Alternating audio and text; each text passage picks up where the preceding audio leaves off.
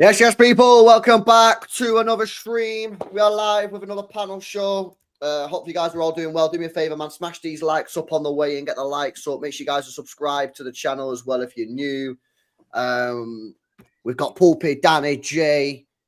We've got Tarek as well. Steve's on the way. Well, he's in the chat, but I think he's scranning, so he said he's gonna come on. After he's scrammed in it. That's poor work rate. Get the work rate up, mate. Wait, where's the scran, mate? Come on, you need to scran earlier on, bro. What's going on? No hustle. Yeah, listen, we got the show tonight, man. Obviously, speaking about yesterday, and maybe maybe a little bit of like where we go from here in terms of transfers. Players needed to leave, players need to come in, rebuild. Just the general sort of state. You guys know what this conversation is going to be about, man, because we're all having the same conversations online with your mates, whatever. So, yeah, man. Smash the likes up. Make sure you guys are subbed up to the channel as well. Let me start off with Tarek, man. And then, as always, boys, jump in. Tarek, what did you make of yesterday, bro? Where did it all go wrong? I mean, disappointing to say the least. I've seen all the comments, oh, we never looked like scoring and all the things that people could say. But I think for me, you have to. So again, you never want to be that person that's focused on the mistakes that the refs made and whatever. But it's a different game if we played against 10 men. Reality is it wasn't, and they were the better team for the rest of the remaining part of the match. So, kudos to Crystal Palace. They did what they needed to do, but it's just a different game. And you just hate to look back on it and say, well, what could have been or what should have been. At the end of the day, though, we just have to be better. And we weren't. And, that's the unfortunate part. And now there's always going to be questions that were going to be asked of a lot of players. And you have to continue to ask those questions. And we'll have to see what the backroom staff decides to do at the end of the day. But I mean, yeah, it's tough. Danny in jail. Danny, where are you right now? So I got out of college, so I'm staying with my parents. I live in an apartment, and all the rooms in the apartment are taken up. So I went downstairs to the office space, and there are these little like soundproof boxes that are the size of telephone booths. So that's where I am. Oh shit! No way. So your parents can't hear you crashing out when you're slacking the city. Exactly. Go on then, bro. Take that somewhere else. Free Danny. What are you saying, Danny, man? Well, I am just disappointed because I knew as soon as that first goal went in where this game would be headed. And I think too many times this season, we've known the script. We've known sort of the predictability of this team, and they just haven't proven us wrong. There's just no creativity. I was disappointed with De Bruyne. I see this narrative going everywhere saying, oh, we let him down. He was poor himself. I don't like how the team was sort of messed around with. I thought Savinho was poor. I thought Doku tried to make things happen, so big up to him. I think we need to have a big discussion about Haaland, what his role is in our best team. I'm not saying drop him permanently, but, no one's safe. When you lose to a team who haven't been to Wembley in 10 years, when you look like the team that haven't been to Wembley in 10 years, we need to have discussions about certain people. We need to have discussions about how we set up tactically. I'm not saying Pep out. I'm not even close to saying Pep out. We need to have discussions what the midfield looked like, why he's changed in the back line, why we look so panicked in front of goal. Well, we've been here every season. We've been in this situation. And it's just disappointing because, yet again, the veteran players let us down. We brought in a young player off the bench making his debut. He looked like the one who was most up for it alongside Doku. And it's just not good enough. It's just not good enough. And I think we all know where this is. On a point that you made there. I made the same part of my match review, right, about Kevin De Bruyne, because I thought Kevin De Bruyne was awful yesterday, right? However, having said that, some guy DM'd me today and said, LB, I heard you say that about De Bruyne, but look at this video. He created the Echeverry chance, and he put the ball in for Nico O'Reilly when Nico O'Reilly should have hit it with his right foot. So that I still think he had a bad game, yeah. However, I think we should also note it, and I'm noting it now because I didn't even clock this when I did the match review. He did create our best chances of the game. Still, And I think that's a little bit of a problem, obviously, that we can talk about maybe now or later, or whatever, when it comes to our recruitment, in that we are we are not a team right now that's creating a lot of chances. We're not even creating chances against teams like Southampton, and not even creating that many chances against Crystal Palace, right? Who, Crystal Palace are an okay side, in the mid-table in the Premier League. Southampton are one of the worst teams we've ever seen in the Premier League. We're not even creating that many chances. And the main player yesterday that created the chances, Kevin De Bruyne, is leaving the football club. And it's just, I'm just thinking, and obviously we'll maybe get into transfers later, but something to think about maybe for the later on in the show is that we have to make sure that the players that we bring in are able to create chances, because if they don't, we are going to be in serious trouble next season. That's just the truth of it. That's true. Yeah. Go on, Jay. Go on. Right. I'm tired. I'm hungover. I've tried to relax myself as much as I can before coming on, so I'll try and stay as positive as I can. First of all, I want to preface this with, nobody tell me that I'm over entitled or I'm not allowed to have these opinions and shit like that, right? So I spent the best part of fucking 500 quid travelling down to that shithole for the semi-final and the finals for us to come away with a performance like that yesterday. So I'm going to criticise as much as I fucking want. I'm going straight in on the guy, right?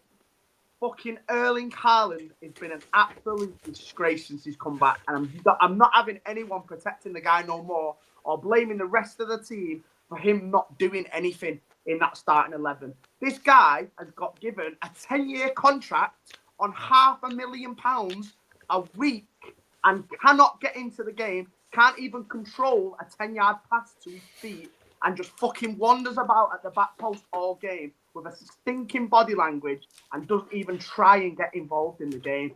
He absolutely fucking reeked yesterday. The guy is a fucking Ricky Lambert with a ponytail at the moment. And the reason that we're not winning games now is because since he's come back off injury, and everyone will blame the rest of the team like they're not feeding him and all shit like this. But the guy doesn't do enough. The guy's got a 10-year contract.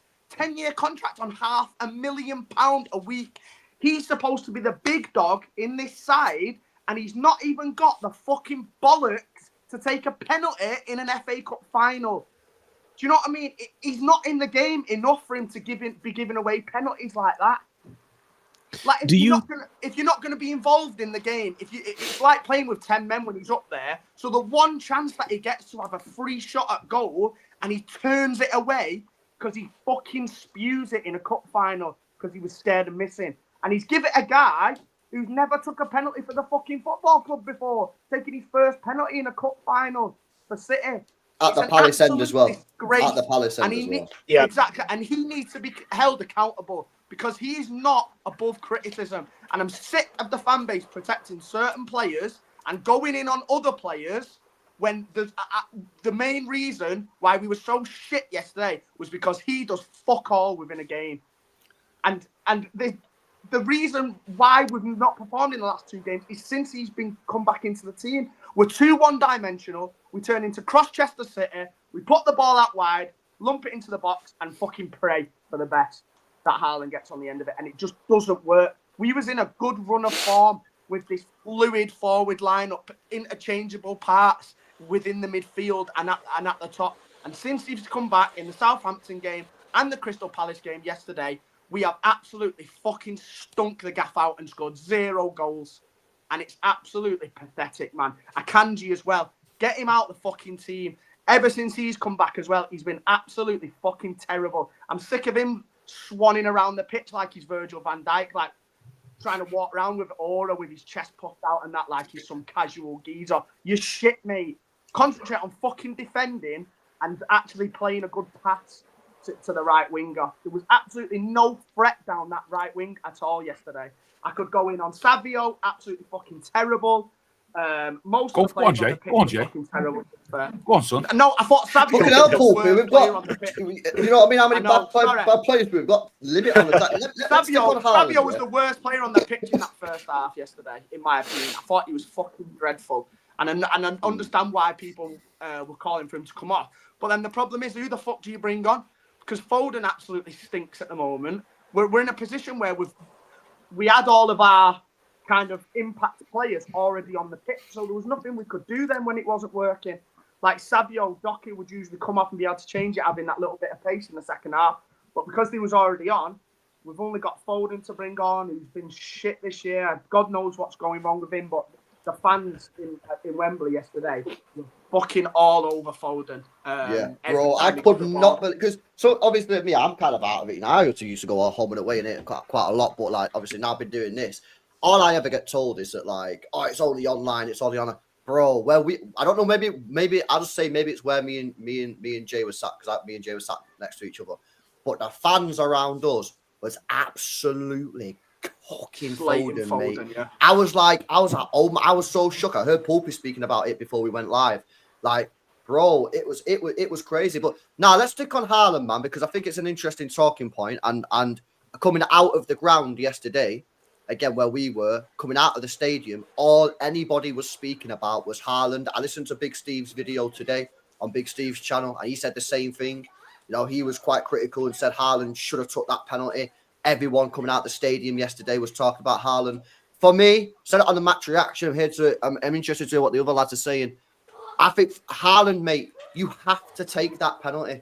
Like Jay said, you're on £500,000 a week. You're on a 10-year contract. You are our guy to put the ball in the back of the net. You are our leader up top. You are striker. Yeah, and you got you know what penalty. it is? You have to take it, bro.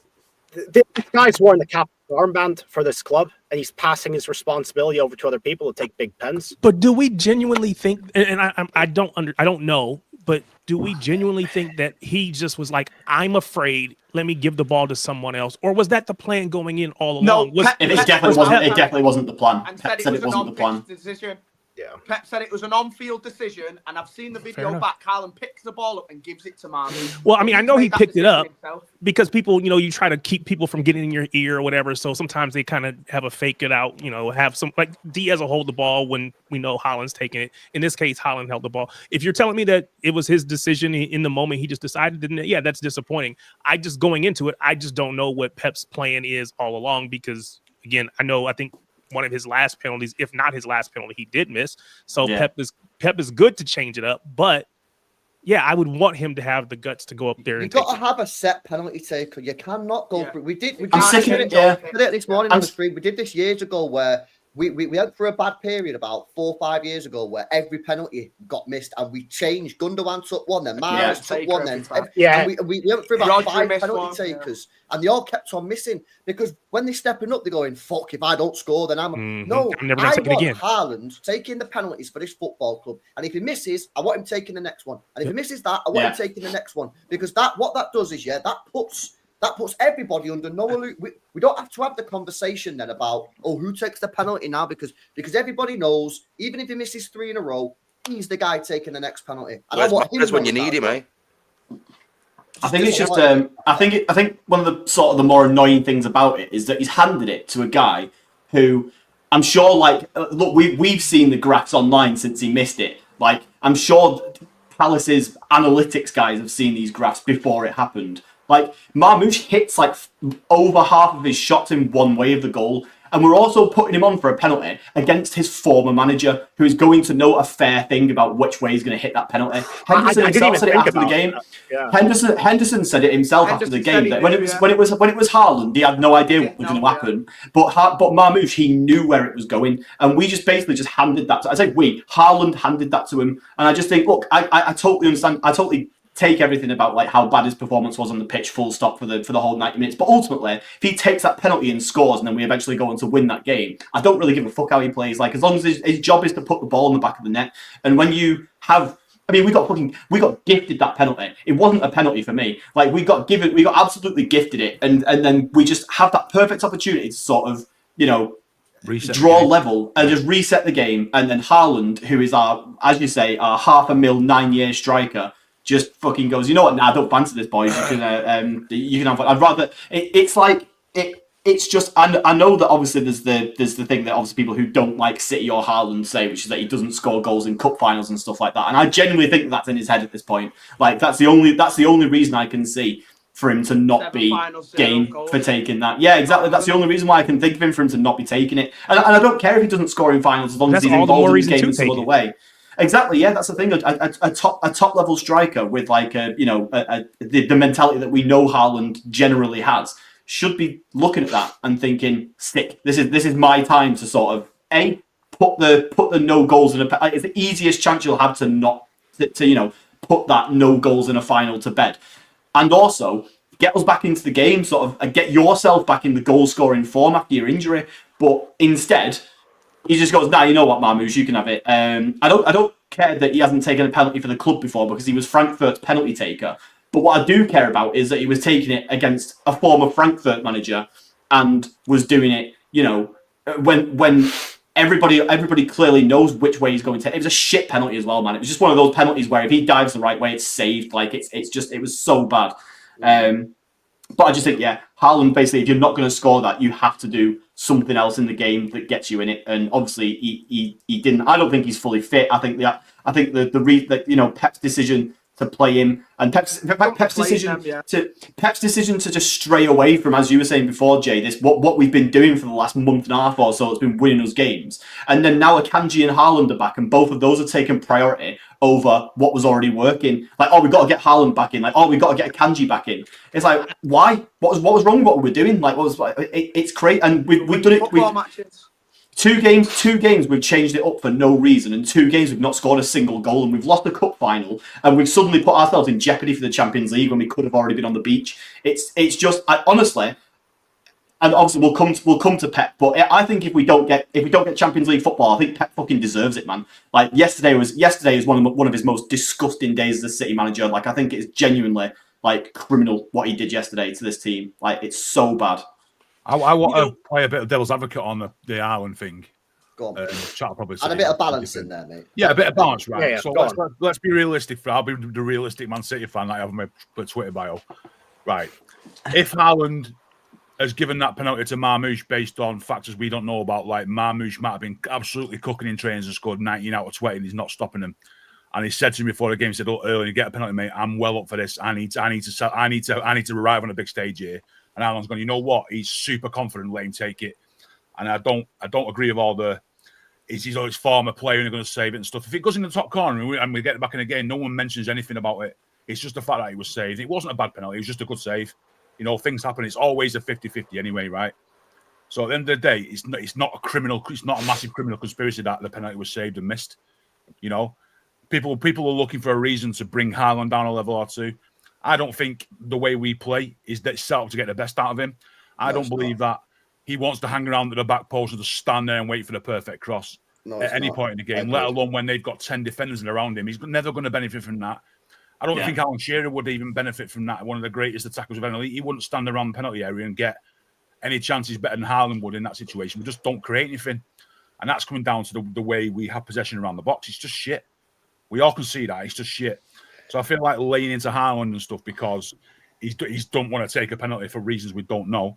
It's not the first time it's ever happened in the world. And it won't be the last. It'll probably happen twice again before the end of this calendar year in the Premier League, at least, when someone said, "I'll take it," and they step up and fuck it, smash it over the bar or something. It just happens. Maybe. All right. So let me respond to that. Right. Okay. So the penalty thing. Right. Okay. I think he needs to be taking it, and I think if Marmoush comes up to I do too, mate. I do. I agree. You need to tell Marmoush to fuck off. I think he needs to tell Marmoush to do one. I'm fucking earning Haaland, mate. I'm the guy at this club, and I'm taking it. That's my opinion on that one. I've got 0 goals in 6 cup finals. I'm taking the fucking penalty to break that record. Yeah, I'm fine. Exactly. Let me come to the creativity thing. Right. The creativity thing is interesting because I completely agree that we do not play to Haaland's strengths one little bit, right? Absolutely. And I've said, when we play good as a team, and we're actually playing good, not scamming wins like we did against Villa and Everton, playing good, nice, sexy football, great, have him in there. When you're not, and we're going a war every game, and 90 minutes feels like 5 hours, and we're creating 2 or 3 chances a game, and nothing's going for us, we're having to scrap, like proper old school scrap. I think that is not a benefit to the team in that situation because we don't create enough for him. And the truth is, if you don't create enough for Haaland, there's not a lot he does. And that is why we've been winning recently, because he's not been in the team. We've not been playing particularly well, but we've been playing good enough to get with 11 men. People have been chipping in. Nico O'Reilly's been getting a goal. Nunes has been getting a goal. Marmoush has been getting a goal, and it's spread around. As soon as Haaland comes in, because we do not have the quality or the confidence or whatever it is in the team right now to create chances. As Jay said earlier, there's loads of people in the chat have said, loads of people online have said, we are way too one-dimensional. We've got players like Diaz and Akanji crossing the ball in. That's the crime. That's what I was going to say. Yeah. Well, ultimately, go on. we've added both Akanji and Haaland back at the end of the towards the end of the season. And one, if we'd have added Haaland by himself, I would have been okay because again, I think I agree. I think Nunes gives us a little bit more creativity. He can actually cross the ball. We'd be fine. But bringing Haaland and Akanji who's not a right back, he's a center back trying to play at right back and who can't cross the ball. It's a bad combination. I don't know why Pep made that decision. It doesn't make sense to me. So for me, just quickly, based off of yesterday and based off everything that I've said, I would now be a hypocrite if I said start Haaland on Tuesday. Because I think for me, I've got to go back to when we was playing those games a couple like last week or whatever. Yeah, not obviously the Southampton game, before that. And I go back to what we was playing with the standard back four of Nunes. Why Nunes has been dropped from this side, by the way, is absolutely ridiculous. Yeah, and I go back to a more fluid attacking three and basically just hope that one of them gets a goal rather than pinning all your hopes on Erling Haaland when the team is not creating for him. I just want to say this because I want to make my position clear. Yeah? I do not think this is necessarily an Erling Haaland problem, right? I think this is a Manchester City Football Club problem because we cannot create chances for Haaland. And when you can't create chances for Haaland, I'm sorry to say, and I know it sounds bad, but you're effectively playing with 10 men because there's nothing else that he really does. He's not a Kane. He doesn't do what Kane does. He's an out-and-out goal scorer in the box. If you're not creating chances, what does he do? So for me, I'd drop him and I'd go back to having Marmoush up top and a little bit more fluid football going on. And this leads me on to the point I want to make because the more I think about it, the more I realize our creativity is not just a one-way street. It's not just creating chances for Haaland because we've seen in some games, Haaland is capable of dropping in, being part of the build-up. We're not asking for Harry Kane. I think back to when we beat Forest 3-0, Haaland was dropping in, becoming part of our transitional attack when we get space in the attack. He just makes simple passes. If not, he doesn't get touches. If he tries to find the game, he's almost just as effective. Maybe it's 90% effective. Funny, in that game, though, we had space to operate in, just like in the Newcastle game. When teams play a low block, that tactic does not work. That's true. The big thing to me yesterday around that is, look, we all agreed that Akanji is not a right back, right? And Nunes got dropped. The wrong thing was to play, as much as I love how O'Reilly's playing, if you'd have played Akanji at the back with Diaz and got Nunes on the right and you got Guardiola on the left, that would have been even more attractive to go in. We have players who are forward the ball, who are confident. Guardiola can get into the box. Nunes can whip across and get round the back. And we had those two centre-backs that would have took care of Mateta all day long. So I think the issue was he dropped the wrong player. I know he's probably got blind loyalty to O'Reilly that he's got us to the final. I think when it comes down to it, that was what we suffered from yesterday. Is not having anybody in a position to put the ball into the box. I don't want to ever watch a game of football where I'm looking at Akanji thinking, "Go on, mate, whip one into the front." They was completely agree. Every time. Good point. They was happy for Akanji and Diaz to pick the ball up on the edge of the box every time, and they just sat there waiting for him to put a shit cross in. Yeah, on the Nico. What about that? They can't defend. They can just defend that all day. They will defend that all day. They'll never concede a goal. Any team will never concede a goal. One out of 100, Akanji might put a decent crossing. That's it. On the Nico O'Reilly thing, like on the sort of the blind loyalty to getting to the final, whether that cannot be it. Because where the fuck was Rico Lewis, who scored one of the goals that got us to the final? Like, he wasn't even in the squad. Like, but there's so many. One game though, Joe. No, but that's fine. But I think there were just a couple of like really bizarre squad decisions. Yet, like McAtee dropped out for. And look, I know McAtee's probably not here for the long term, but has played a pretty big role in getting us to the FA Cup final. Like, scored a hat trick in one of the earlier rounds and stuff like that. Dropped for Echeverri. Like Rico Lewis dropped for Reece, who's played like fucking one game all season. Like, you know what I mean? Like, it's yesterday's, and it's not. Look, I don't necessarily think that the bench has nothing to do with why we didn't win yesterday. At the end of the day, let's be honest. But it's just it was just another sort of like bizarre element to what Joe. But the thing is, bro, Joe. Yeah, it's not blind loyalty. The guy's been playing sick. Nico. Yeah, no, I agree. I agree. It's not blind loyalty. Blind loyalty for me is Bernardo Silva. who's not necessarily been playing sick at all. For me, he's a detriment to the team. For me, he offers fuck all. And for me, I'm happy to see the end of him. And I want to see the end of Bernardo Silva. Because Bernardo Silva's in the middle of the way we're playing. And it's not working. Because if Pep wants to play this system, yeah, this is Pep's system, innit? Possession, yeah? So you need Mandem in the middle that can dictate play properly and not just play sideways or, break. You need guys that can break lines, which, by the way, the only guy that did that was KDB, and he's got bare hate. The only guy that actually broke lines was KDB, by the way. People have given him bare hate as well, but he made like 3 key passes. He could have had 3 assists easily. It's the way that we're playing. For me, this Haaland thing, yeah, I'm going to get cooked for this as well, but I don't care. I ain't got 1% of hate towards Haaland. That's just me. Because for me, we're going to play this way. You got the best striker in the world, so you're going to play the best striker in the world. But you can't facilitate him. That's not Haaland's fault. And I hear what Jacob's saying and everyone else is saying.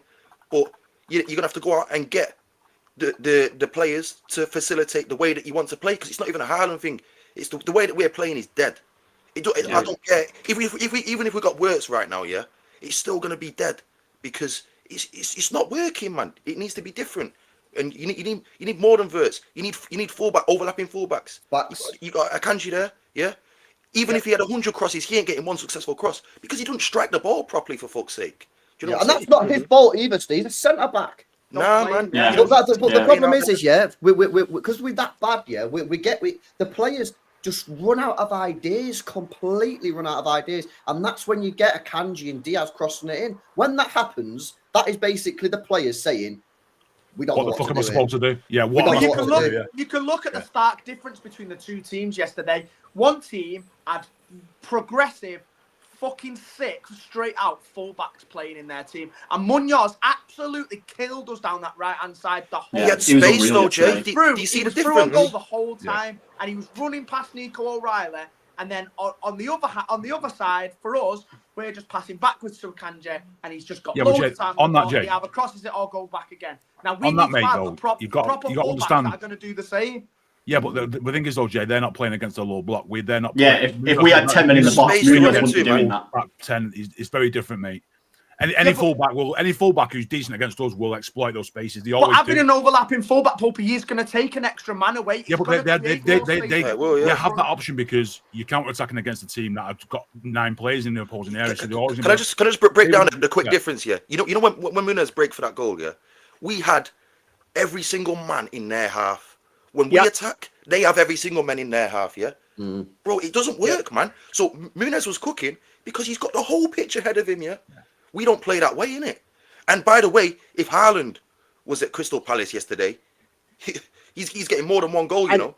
I agree. And this is why I disagree with the people who say we need 2 bombing up and down fullbacks. You need 1, because then if you have 1 on one side, that you won't have green grass ahead of you. You get countered. Well, we had an yesterday. That's what I mean. But you need 1, but exactly 1, because if you have 2, you're getting done on transition. It's going to be too open, innit, Danny? It's going to be too open, innit? If you got 2, well, you need minimum 1. You need the discipline to say 1 go, 1 stay. They can't both go at the same time. I'm absolutely fine with that. With having 1, like I've said in the past, that if Guardiola's playing left back, I've usually asked for a Cousinov or be right back, so they can split into a back 3. Yeah. Yesterday we had none, did we? We had O'Reilly dropping into the midfield, and then obviously, what's the Akanji doing defensively anyway, man? He does fuck all defensively anyway. So we've also got a problem of not having an attacking. I think his defensive job. He was shit for the goal we conceded. He doesn't attack or defend. So I'd rather have Nunes on, who's not the best defender, but at least he's going to bring us something going forward. Akanji doesn't need for me. Nunes has been playing well recently, man. This is why I get frustrated because, like I said, bare times. I'm not even his biggest fan yet, but like he should have played yesterday for me. But you know what's mad about this fullback thing, yeah? I'm saying this now, yeah. It is no surprise to me that our wingers, loads of our wingers for time have struggled, yeah, since we've not had like proper fullbacks. The only ones that have not struggled at this club, yeah, is Mahrez, yeah, and he's a fucking elite level guy. Sterling, but he was in the prime team, and Sane. Yeah, everybody else in this team has struggled on the wings. You got no support. So, like, you get Savio on the right-hand side yesterday, right? Savio's got 2 men up against him, yeah, most of the time, right? He's got Munoz there and another guy. He's not got the acceleration nor the skill to beat the two. So what's he going to do? He's going to cut inside and pass it back. And that's what he did basically for the whole game.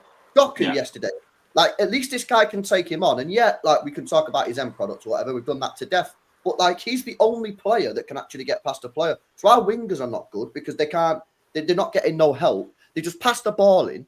And then, obviously, the opposition just pack the midfield and make it well difficult. And we're just stuck. I feel like we're completely out of idea. I think the key... I know we need, like, midfielders. We need a goalkeeper on that. I honestly been starting to believe that these fullbacks in the transfer window are the most important signings. LB, this is what I was going to say, bro, yeah? You see this number 10 for me, yeah? Number 10 is third priority. Number 1 is fullback. Number 2 is number 8. Number 3 is number 10. That's my list of priority, bro.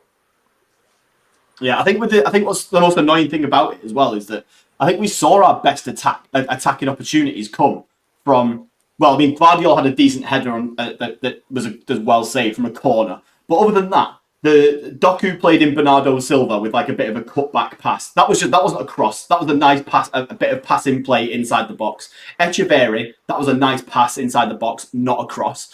And then we had, and then there was Doku's actual shot that he had that was going for the top corner that Henderson sort of clawed away. Again, another very good save, not a cross. So what on earth was why are we still crossing in the 99th minute? Like, I don't understand like what the logic is.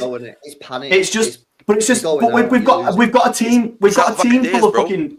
But we've got a team full of fucking world class footballers allegedly with a world class manager and he's playing Sam Allardyce football for the last fucking 20-30 minutes of the game. Like any manager in the world can get wide players to just cross the ball into the net on repeat, just like spamming cross. Like, that is not a difficult thing to coach. And that's all we have if we don't score goals against low blocks. Like, I'm genuine, and this is why I'm more annoyed with Pep than anybody else. I just cannot understand how Pep Guardiola, the greatest manager that's ever lived, has got nothing more complex than crossing it on repeat to deal with low blocks. He's got, like, I know that our squad options are a bit like, obviously our midfield is not what it used to be 2 or 3 years ago. There's difficulties with that because obviously De Bruyne, for the record, I thought De Bruyne was fucking shite yesterday. Apart from the fact that he did create a couple of chances, he gave away the ball in that last 30 or 40 minutes nearly every single time he had it. It was genuine. I've been on the hype of like keep Kevin De Bruyne, who's got something to offer us. After yesterday, see you later, pal. He's done. He is absolutely done at this level. But I think that, when it comes to the actual, Pep needs to find a solution going into next season to deal with low blocks. We cannot just have crosses be our own, and we've seen it so many times over the last 12 to 24 months. It has always just been crosses when we're up against a low block, and that is disgraceful from someone who is the best manager in the world. Let me come to you. Go on. Go on, Daddy. You go first, bro. No, I mean, I'd argue it's been longer than that. I remember being called Cross-Chester City in 1920. We'd face low block after low block 1920 season, and we just cross into our tiny little strikers. This time, I guess there's more rhyme or reason because we have a big guy in there, but it's just as ineffective because the blocks. I would say though, yeah, if we got someone to put a decent cross in, if we got someone to put a decent cross in, then it's not as deep. You know what I'm saying?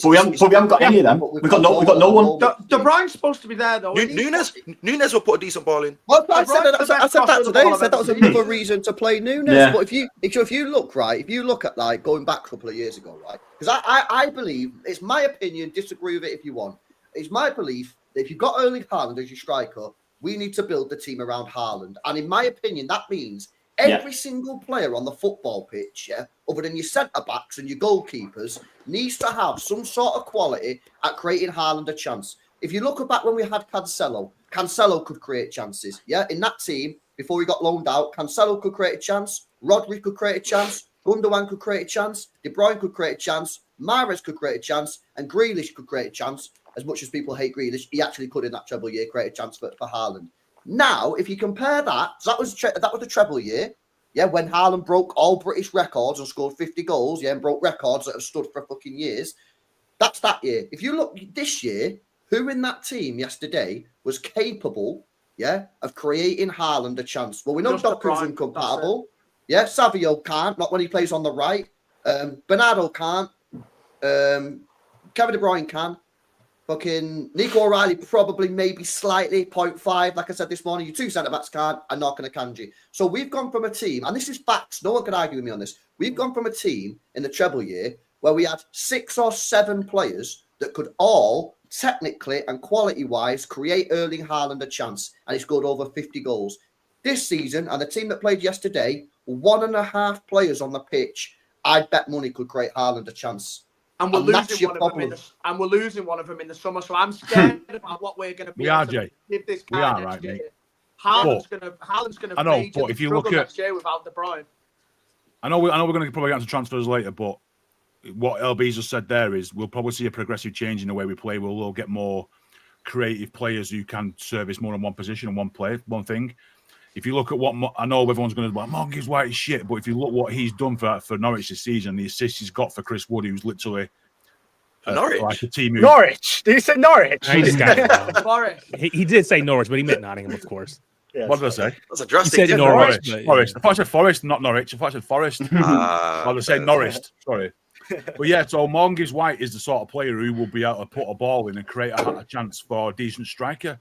So we get somebody like that, you get a Reinders in there, and all of a sudden you've got players in the midfield who have got legs, but also can create an opportunity. 2 serious fullbacks as well, hopefully. Yeah, not but to the level of the guy that we're losing, though, Pope. Yeah, but but Jay, we're not losing De Bruyne from 3 years ago. We're losing a decrepit old De Bruyne. I do understand that. Yeah, but so we've got replacing with players now that are capable of unlocking something, of getting a half a yard and putting I'm a deep, more mean now crossing. a volume of players being able to create rather than necessarily just getting. Like, obviously, I want Virtue, and I think it's going to be an L if we don't get Virtue. But I think if you got Virtue and put Virtue into this team, yeah, do we automatically just start fucking slamming it? In my opinion, no, we don't. The problem is still there. Stop saying. I think it's more important to get your fullbacks, to get your 8, like Steve said, and maybe have a conversation about our wingers who are not doing it right now. Yeah, that's just the truth of it. Rather than getting that one, because we need to go back to the treble year style where many players on that pitch can create for Haaland, because that's how he got the goals, man. You see that one from Gibbs White that he got for Chris Wood, that ball from like 35, 45 yards deep. That's the sort of passes we need to get the best out of Haaland. Yeah. You've seen it in the league. It's right there. That's why Pep wants him. One of the problems we've got, though, is, and look, obviously we all want this to happen again, but that treble season was a freak season, wasn't it? Like, we're not getting that again. Like, we're not going to get Mahrez, Grealish sat on the bench because other players are already there. We're not going to get with like, and that's fine, because obviously, like, that's just kind of how it is. I don't need us to win another treble. I just need us to win the league. Like, you know what I mean? I just want us to be able to win titles of some description. And I think that the fact that we've got, as you say, 1.5 players who I think can create a chance for Haaland, and you know, one of them is 34 years old and out the door in the summer, and hasn't really been the same. I mean, he's still been good. I think if you probably looked at his chance creation stats, he's probably still way up there, because and probably comfortably our best still. But it's probably nowhere near the level that it was even last year, let alone the year before that. But I just think it's, as you say, we need a volume of players. We need fullbacks that are actually capable of doing it. Like, obviously, the fact we've been happy with Núñez doing it. And let's be honest, Núñez is a pretty fucking bang average footballer, and we're still happy with him being able to do it just because he is someone who can half do it. Like, we need someone who's capable, right? Yeah. Exactly. Yeah, we need someone whose actual primary job is, I'm a fullback and I'm also capable of completing a cross on both sides, not just one. I'm sick of this fucking. It's like when we had Vardiol doing it, and we've had the other 3 sat back. Like, that's great. But I want us to have the option to have the guy on the right do it with the other 3 sat back. Like, we need to be able to mix it up and not just have teams know that they just have to shut down one wing and we're fucked. And then also we need to be able to have midfielders as well who can do stuff from deep, because we don't have anyone. Obviously, hopefully Rodri coming back will sort of change that a little bit, but we don't have anyone who can do anything from deeper than like the byline or like the edge of their penalty area. No midfielder in our team is capable of creating anything from 20, 30 yards away from their goal. It just can't happen. That's why Gibbs White is the target, because correct. That solves Gibbs White, and from the bits I've seen of him, like from like compilations and stuff, Reinders look like players who are capable of picking out those balls. And I think that's probably 90% of the reason why we're focusing on those 2.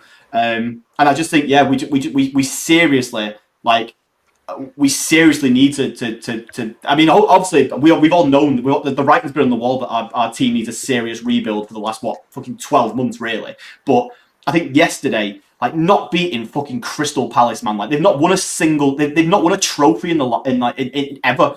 Like how City should be, and every single player in that pitch should be mortified after that. They should be the most. They should have all gone home I think they are. not slept a wink. Hang on a minute. I think you're doing too much there, bro. Crystal Palace are a good team, bro. Nah, mate, the mid-table. Like I'm sorry, but we shouldn't be walking. They're a good team. We shouldn't be walking away from a cup final against Crystal Palace. Going nah, we should have won, yeah, but it's a cup final, bro. Fucking hell. It doesn't mean we shouldn't win. Yeah, I'm sorry, but the way it came across was as if we should have just walked in and walked over them. And I think obviously they're playing for their first ever trophy or first trophy. They're gonna come out. We're gonna have to beat them. It's not a guaranteed thing. They're not gonna just lay down. No, I don't think it's guaranteed. But I think that we should be. But I do think we should win, and I think we all would probably agree with you on that. And I think that the frustrating part for me is, I think. So Pep can't go out there and make us score the goal, right? Again, we created shots for Nico O'Reilly at least once, maybe twice, and he just didn't take the shot. He had the ball he tried to get the ball onto his left foot, by the way. right? So there were opportunities that if they're taken on a different day, we might still say we didn't play great, but we won. We would have won, and everybody would have been happy, joy, and no one would be complaining. At the end of the day, Pep can't make these players do. All he can do is put a system in place that creates chances. We had 23 shots, 3 big chances yesterday, 2.23 expected goal. At the end of the day, yes, Pep has some fault with this, but also the players on the pitch have to do their job. They have to be willing to shoot the ball. We get the ball in those positions, and nobody's willing to shoot. We want to walk the ball in. The reason I'm not so surprised, obviously, of course I'm surprised. I expect to beat Crystal Palace. But another thing is as well, the way they play and the way we play, in many ways, they're designed to beat us. They've got physicality as well, by the way, which is a big word this season. We ain't got none of that physicality yesterday. Yeah, but we're not even playing the players. And I do think so. Our physicality's on the fucking bench. That's why. They're a good team, but we used to have the personnel that could single-handedly win games against these kind of teams. Okay, Palace are good. Palace combat what we're very weak at. But we used to have Mahrez, Sterling, who'd come out of nowhere, score goals from outside the box, score goals from improbable position. I think Eze's underrated. I actually think that. No, he is underrated. But the thing is, we used to have a Swiss Army knife in attack. We used to have Sterling who can beat players, who can score from both sides of the pitch. Mahrez, who was fairly one-dimensional, but he was very, very good at what he did. Savinho's sort of similar, that he tries to cut inside. But Mahrez would have a killer instinct. You give him an inch of space, he'll score a goal. Mahrez was like weapon. Like if he wanted to do it, he would do it. I've been saying this since October, though, man. Like, this is just the truth. Yeah, you can. People can go on about Pep and Pep does get stuff wrong, but we do not have the players at the club. They're not. The players are not good enough, and that's why the club's going to sign 5 players this summer. Another thing as well. I was going to say on Palace, right? If you were a Hollywood scriptwriter and you were writing some sort of underdog story, that was the way everything went the way Palace wanted it to go yesterday. They soaked up, play at the start, they got the counter-attack goal, and then we got a penalty and missed it, and then they should have had a player sent off and they didn't. And we, for everything, time wasting, there was fucking 6'6" grown men falling over the balls, man, in the head. Everything went for Palace yesterday. And on another day, we could have played with someone. And another day we could have played. Yeah, no, I agree. And there's a lot of them. It was a perfect recipe for Palace. Yeah, and it was the perfect storm for them. We didn't play horrifically. We didn't get leathered. We didn't show up. We weren't a stalemate. Everything that Palace needed to win yesterday happened, and that just happens. And you'd have to say, fair play. Didn't go our way. Palace fans are mint, by the way. They were. I love Palace fans. Apart from them idiots that think. I think they're the best. Some of the best fans in the league. Yeah, the ones that turn up in the white t-shirts and it's like there's some sort of like ultras and that, but don't go to away games and stuff and then give it the big. And I'm not happy about that. But I like Palace. You know what I mean? I think fair play. On that though, like so, we had, as Tarek said there, we had 23 shots, right? Other than the penalty and Echeverry's chance, how many of them do you look at and go should have scored that? Oh, right. Like, I think he should have scored. He didn't even get the shot off. Yeah, I think it was a great save to keep Doku shot out because that's the other one. Yeah. So I think there were chances. Now again, that Haaland one, Haaland scores that. That first one where it goes across him at an angle. Yeah. Yeah, I've watched First that one, this fit morning. Haaland buries that. Yeah, I think he But does we as used well. to have. In many ways, we he used was lucky to get the players who'd ball. scored He had it. to stretch for that ball, you know. That's the exact goal he scored against United in the 6-3. That's what I'm saying. A fit 2 years Haaland is ago. on it.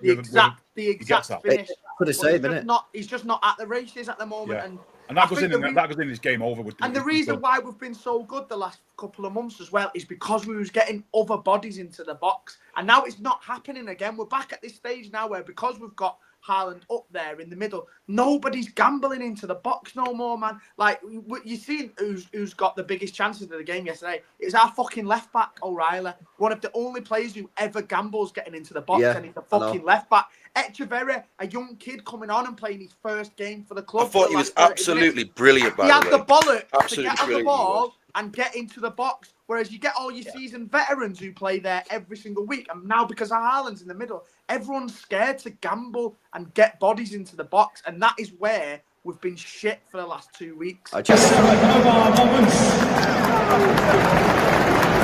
number 13, Mario Echeverri.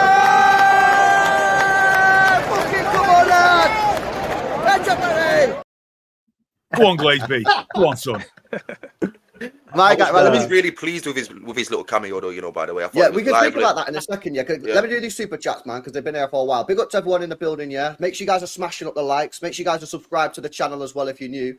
And yeah, big up to everyone that sent a super chat. And I'm obviously sorry for the delay. And it's just, the show's going. People are, having a conversation. I don't want to interrupt it too much. We'll always get to them chats, though. Innit? Yeah, we'll always get to them, man. So they're starred in the system, innit? So don't worry about it, man. Big up LB says my Norwegian Viking turned into a massive puss. Says LB with the 2. Should have took it, man. Should have took it. Can I just quickly say something about that as well, LB? Yeah. Obviously, we was talking about it before. For me, yeah, he's missed one too many penalties for me this season. I was quite happy to see How many's actually missed? I agree. I agree with you, bro. Yeah, do you know what? So let Mamouche take the next one and the next one after that. Let him be the taker then. I was on board. Not with in that a cup final, though.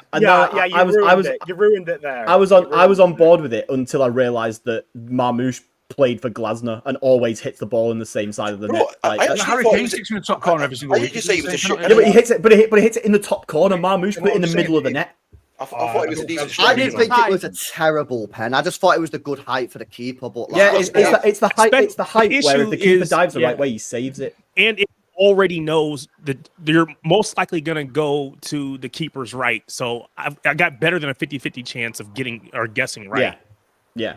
He If dived you before mix the it guy up, kicked it. Give it KDB, who's took penalties in big games for us I before. agree. You Yeah. can't give it to someone who's never took a pen for the club in a fucking cup final. No, He shouldn't have been on the I pitch, think- He shouldn't have been on the fucking pitch anyway. Let's be honest. I think the fact it was at the Palace end as well was like a It massive can't thing. happen. You've got to No, give it to the players who are but, experienced and have I been in think this Poppy's situation. got a KD, point, though. KDB's He shouldn't even been been on the poor. pitch. KDB's been poor from the spot, though. He missed the one against Liverpool. He missed one against Everton and Pep's first season. He's Yeah, not been great Kev's. himself. I would not be happy with giving it to Kev. But Yeah. nobody's good at pens in this team. That's why Haaland needs to just take Exactly. it regardless. But if Haaland's Haaland's always not going to been take it, if there's a reason why Haaland's not going to take it, then I'm perfectly fine with Marmouche taking it because I want to see our attackers taking them. So I'm okay with Marmouche taking it if Haaland can't. But again, their coach knows something that we obviously didn't, is that he's always going to go this way. And so just dive right He's and you always got a gonna go that way chance. until he doesn't. Dive right, you got a chance. Oh man! It's And fucking this ridiculous. leads me back to my point on Friday. Ederson should have started the game. I didn't And mean it like taken it that, himself. but hey, that's a penalty taker. No, you should have. Right, let me do these chats, boys. Otherwise, we'll be here all night. Shout out John Luke says ready for the Jacob meltdown. Big up to you, bro. Shout out to Ash who says we simply have too many freeloaders on our team. KDB was poor, but it's the only one that tries to actually play the ball forward. Our football is boring and predictable. Yeah, you know what though, right? On a KDB thing, yeah. Like I didn't think he was bad, bro, but like at the same time, he created a chance for O'Reilly. He created all a the chance for chances. Haaland and he created a Yeah. chance for Echeverri. So as Created bad as he every was, chance. and in the second half, he gave the ball away like fucking every single time. Like, bro, I kind of wish that like I seen those chances again before I done a match review, because if I seen those, I probably would have like not said he was terrible, because at the end of the day, he did create all the chances, bro. That's So, it, man. But I think, right. but for KDB, he's always been the guy that is most likely on our team to give the ball away because he does play those more progressive, more attacking passes. but yesterday, however, he was playing deep yesterday, so it's one thing to give the ball away when you're playing further up the pitch in that number 10 position.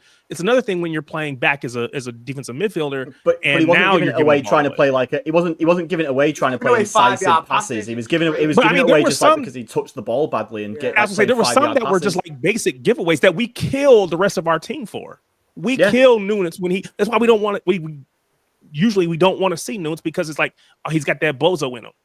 We don't want to see a contract. We don't want to see these players because they got, and that's what he was doing, and it's a little frustrating. That's why I think yesterday was a major bozo day for Kevin. I think it shows. I think obviously Kevin's the kind of player who's always going to just shit chance creation because that's just what he does. But I think ultimately everything else he did in yesterday's game, bar maybe the first 20-25 minutes where he actually looked really lively. I think he was just one of the worst players on the pitch. That's the first time I thought to myself that he's done. That's the first. Exactly. Even though he created all the chances, even though he created all the chances, his whole game, all round, across 90 minutes yesterday, was just not up to the standard that it's supposed to. It was. You are a guy who is at the end. Yeah. And it was more and more people are seeing that, though, aren't they? He would never usually play that and give the ball away that much, and usually he's whipping sick balls into the box and stuff like that, and it's just not there for him anymore, man. And it's hard, but that's the first time I've realised, I think it's the right decision, man. Innit? It's got to happen. I still disagree in it. Let's do these super chats, man. Yeah, let me go through these super chats. Big up to Matt OJ, big up Ash as well on that one. Big up to Matt for the 5 months. Says giving that penalty to Marmoush was disgusting by Erling, says Max OJ. It isn't until it goes in the top corner and we're equalised. No, no. But it didn't. That's the problem. But it's all just like, what can you do? We can only judge what happens. That's what I'm saying. It would have been all right if Doku scored his left footer top bins from 35 yards, wouldn't it? But it didn't happen. So I'd have got a lot less shit on Twitter last night if he'd have done that. I know. I couldn't believe, Joe. Do you know what, mate? I know it's probably a bad timing and all that. That was the first fucking tweet I seen when I stepped out of that station. I actually love that. I actually love that for you as well. It's the first tweet you saw. It was at the top of my feed when I stepped out of Wembley yesterday, and I was like, "This guy cannot." He goes, "Joe Butters is a dick," or something like that. I was like, "What?" Yeah, so funny. I seen. Mate, I'm sorry. Shut the fuck up, Joe. Shut the fuck up, Joe. You should have honestly. You should have heard. You should have heard the things. I hope in the ground it was the same when he took that shot. The things I said were just like, the guy needs to. Fucked off, mate. Obviously me saying he needs to go is an extreme in that second reaction. Emotional but reaction, yeah, mate, it was a But the thing is, I weren't that. even that mad at it because he was the only guy trying something, and the only other option would be to give it fucking a candy for the 100th time of the game to try and put a ball in. It's like just a depressing situation where you're like you kind of get it, but it's also you're awful. Fucked going one way and you're fucked going the other, aren't you? Really? The thing is, though, they never fly in the top corner from anyone in the 90. No, exactly. Like that's a weak foot shot. The last throw of the dice. It's the last death fucking, roll, and just fucking. Unless your name is Vinny Company. Yeah. We had 10 minutes to go. Continue with these boys, and then we'll come on to somebody them topics. Built to Jarvis says, "Sorry, Pep played a final without DM as a disgrace." Well, we will talk about like Nico Gonzalez and that. Yeah. I think that's an interesting topic. Well, we'll come on to that, bro. The goal prevention wasn't our issue, so I can't fully agree with this. Well, we'll come on to it. Ronaldo's played defensive midfield before. He's played there quite comfortably. He's not a alongside defensive midfielder, but he's played there. Yeah. He dictates tempo, which he did. I know. We'll come on to that shit for topic, me, man. We'll come on to that topic. Don't worry. Shout out to Ruff, who says, "When are we going to address the elephant in the room? Pep, one-dimensional, predictable, slow, timid, and tinkered yet again in a final." Yeah. That's this all guy him needs yesterday. rehab, man. He needs to go on some mental retreat, get some ayahuasca or something in the fucking South American mountains, and just come back a different guy in August. He needs a fucking break and to sort his head out because right now he's just not thinking fucking straight, and he hasn't been for months, man. There's something wrong. I think with that point there, right? You have to take predictable out of there because he's anything but predictable. Yeah, just the starting 11 shows that he's not predictable. When I saw the starting lineup, I actually was like, I like it because we're going for it. And I said we're either going to win or lose in 90 minutes. We're not playing for extra time because we got a game on Tuesday. We're going to win or we're going to lose in 90 minutes. Here's the team that's going to go do that. Back though, so That's not. Well, I would have liked to see, to your point, I would have liked to see Yeah. Nunes out there instead of Akanji. Yeah. Yes, it wasn't perfect, but I felt that it demonstrated a attacking mindset. We're gonna go win it as opposed to just kind of waiting and seeing.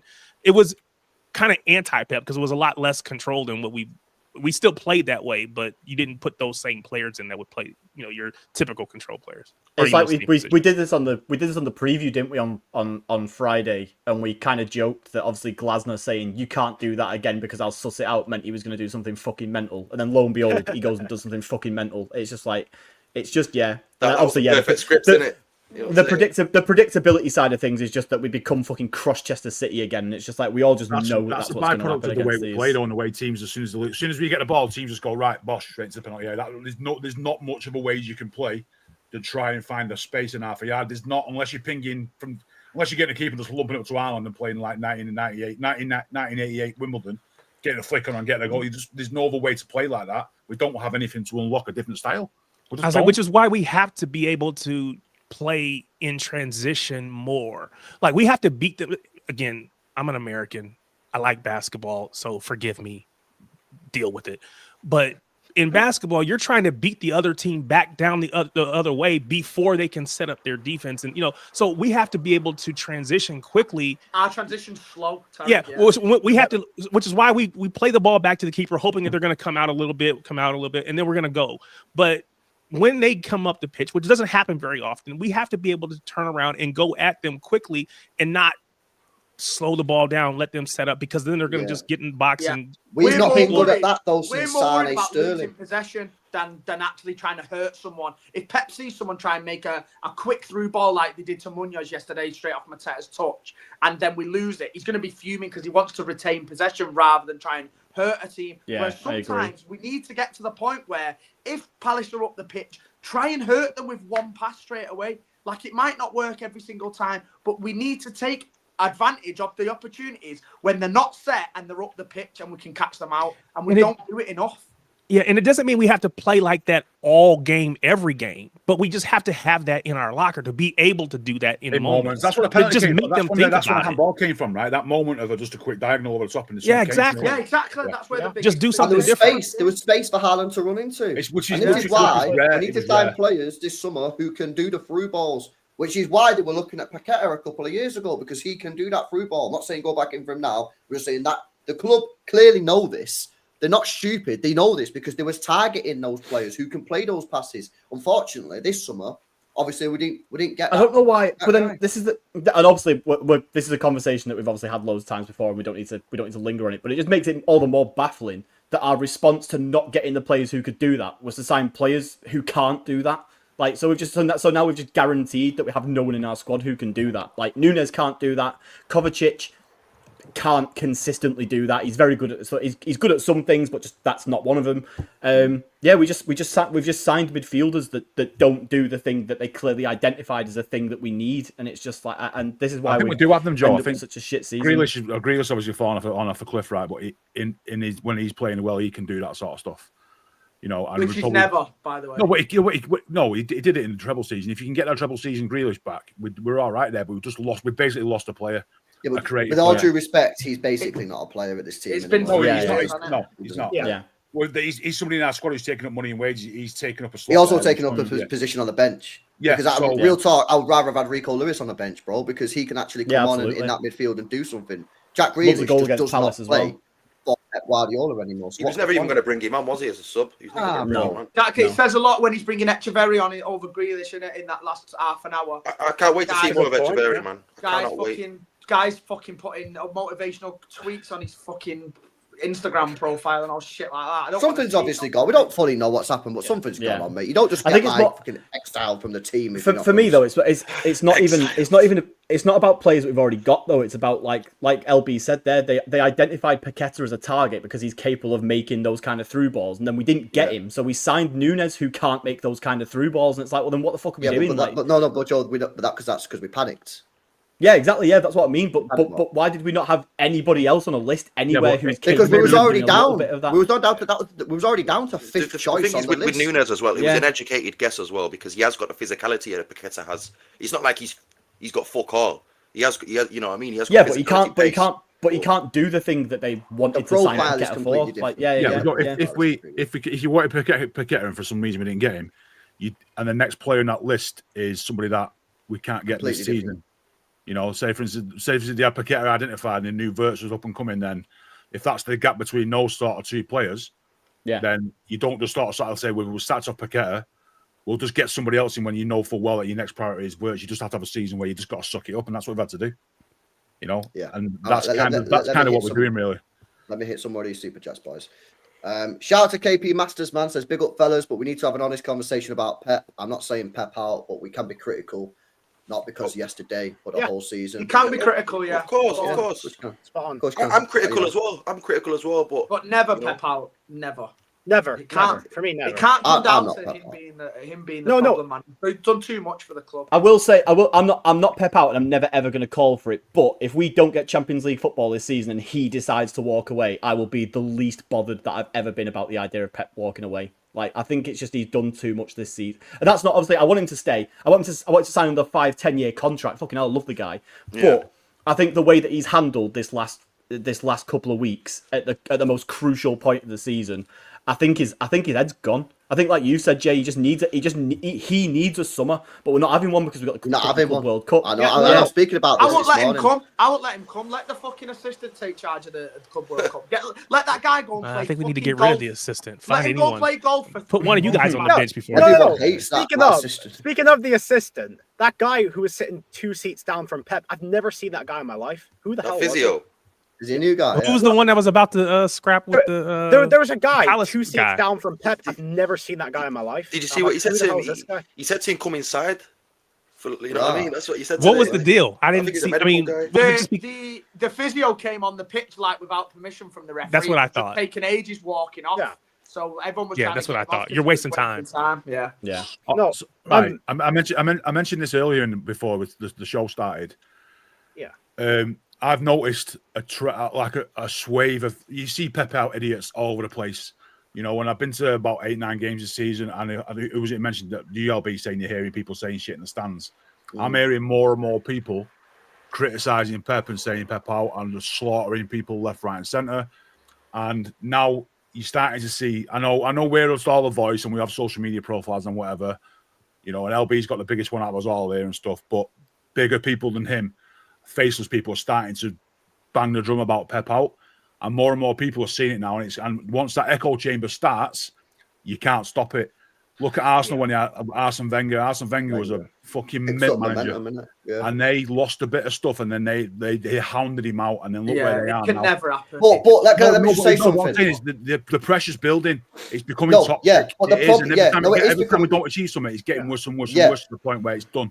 No, and I agree. But the answer to that, right, and I don't agree with Pep out. Yeah, I think it's ridiculous. However, the answer is not to shut down and not allow anybody to criticize Pep Guardiola, just like KP Masters says. Because this is not North Korea. You are allowed to have an opinion. And at the end of the day, if we're sitting here and we're not allowed to say anything about the guy, then that is just ridiculous. We're all allowed an opinion. Also, the other difference as well is that when it was Wenger, they had Arsenal Fan TV platforming every Wenger out guy, who giving him the biggest fucking fan media channel on the planet, giving them with a Wenger out a voice, which is fair enough. Obviously that's their opinions, that they're allowed to do that, but I mean the Pep out conversation is just is nowhere close. I disagree, but I'm with Paul. You can't deny it. It's growing. The accounts that are saying it on social media, again, they're not. I don't even know if they're real people, right? Because they don't have their face on there. They have some player, maybe not even their favorite player, but they're almost 100,000, 30, 40, 50,000 followers. There's a lot of people that are being exposed to this whole Pep out. I don't think it's reached critical mass yet, but I think it's not far. It all gets shut down. It all gets shut down if we win something next season. If we win, listen to these guys and never be Pep out. The club are as much on his side. But I do think never be Pep out. Yeah, but I do think, again, as much as Pep says he's not on social media, not out here, I think all of them do to a certain extent.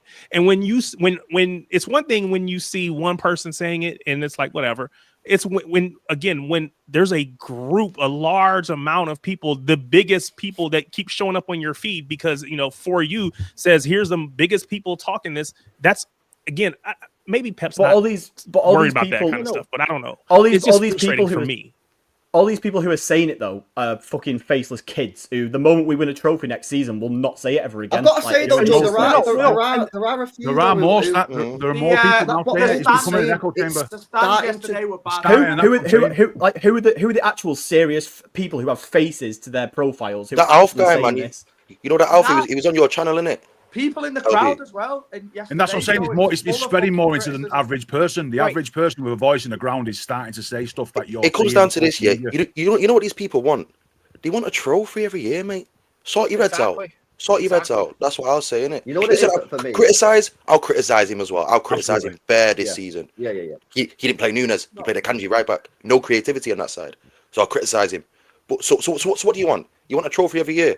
You tapped in the head, mate. I'm sorry. I think, and I've said this before, I think if we get these new players in the summer and it doesn't start to improve next year, I think what Pulpy said is just going to snowball. It will get worse now. Look at the way Arsenal are with Arteta now.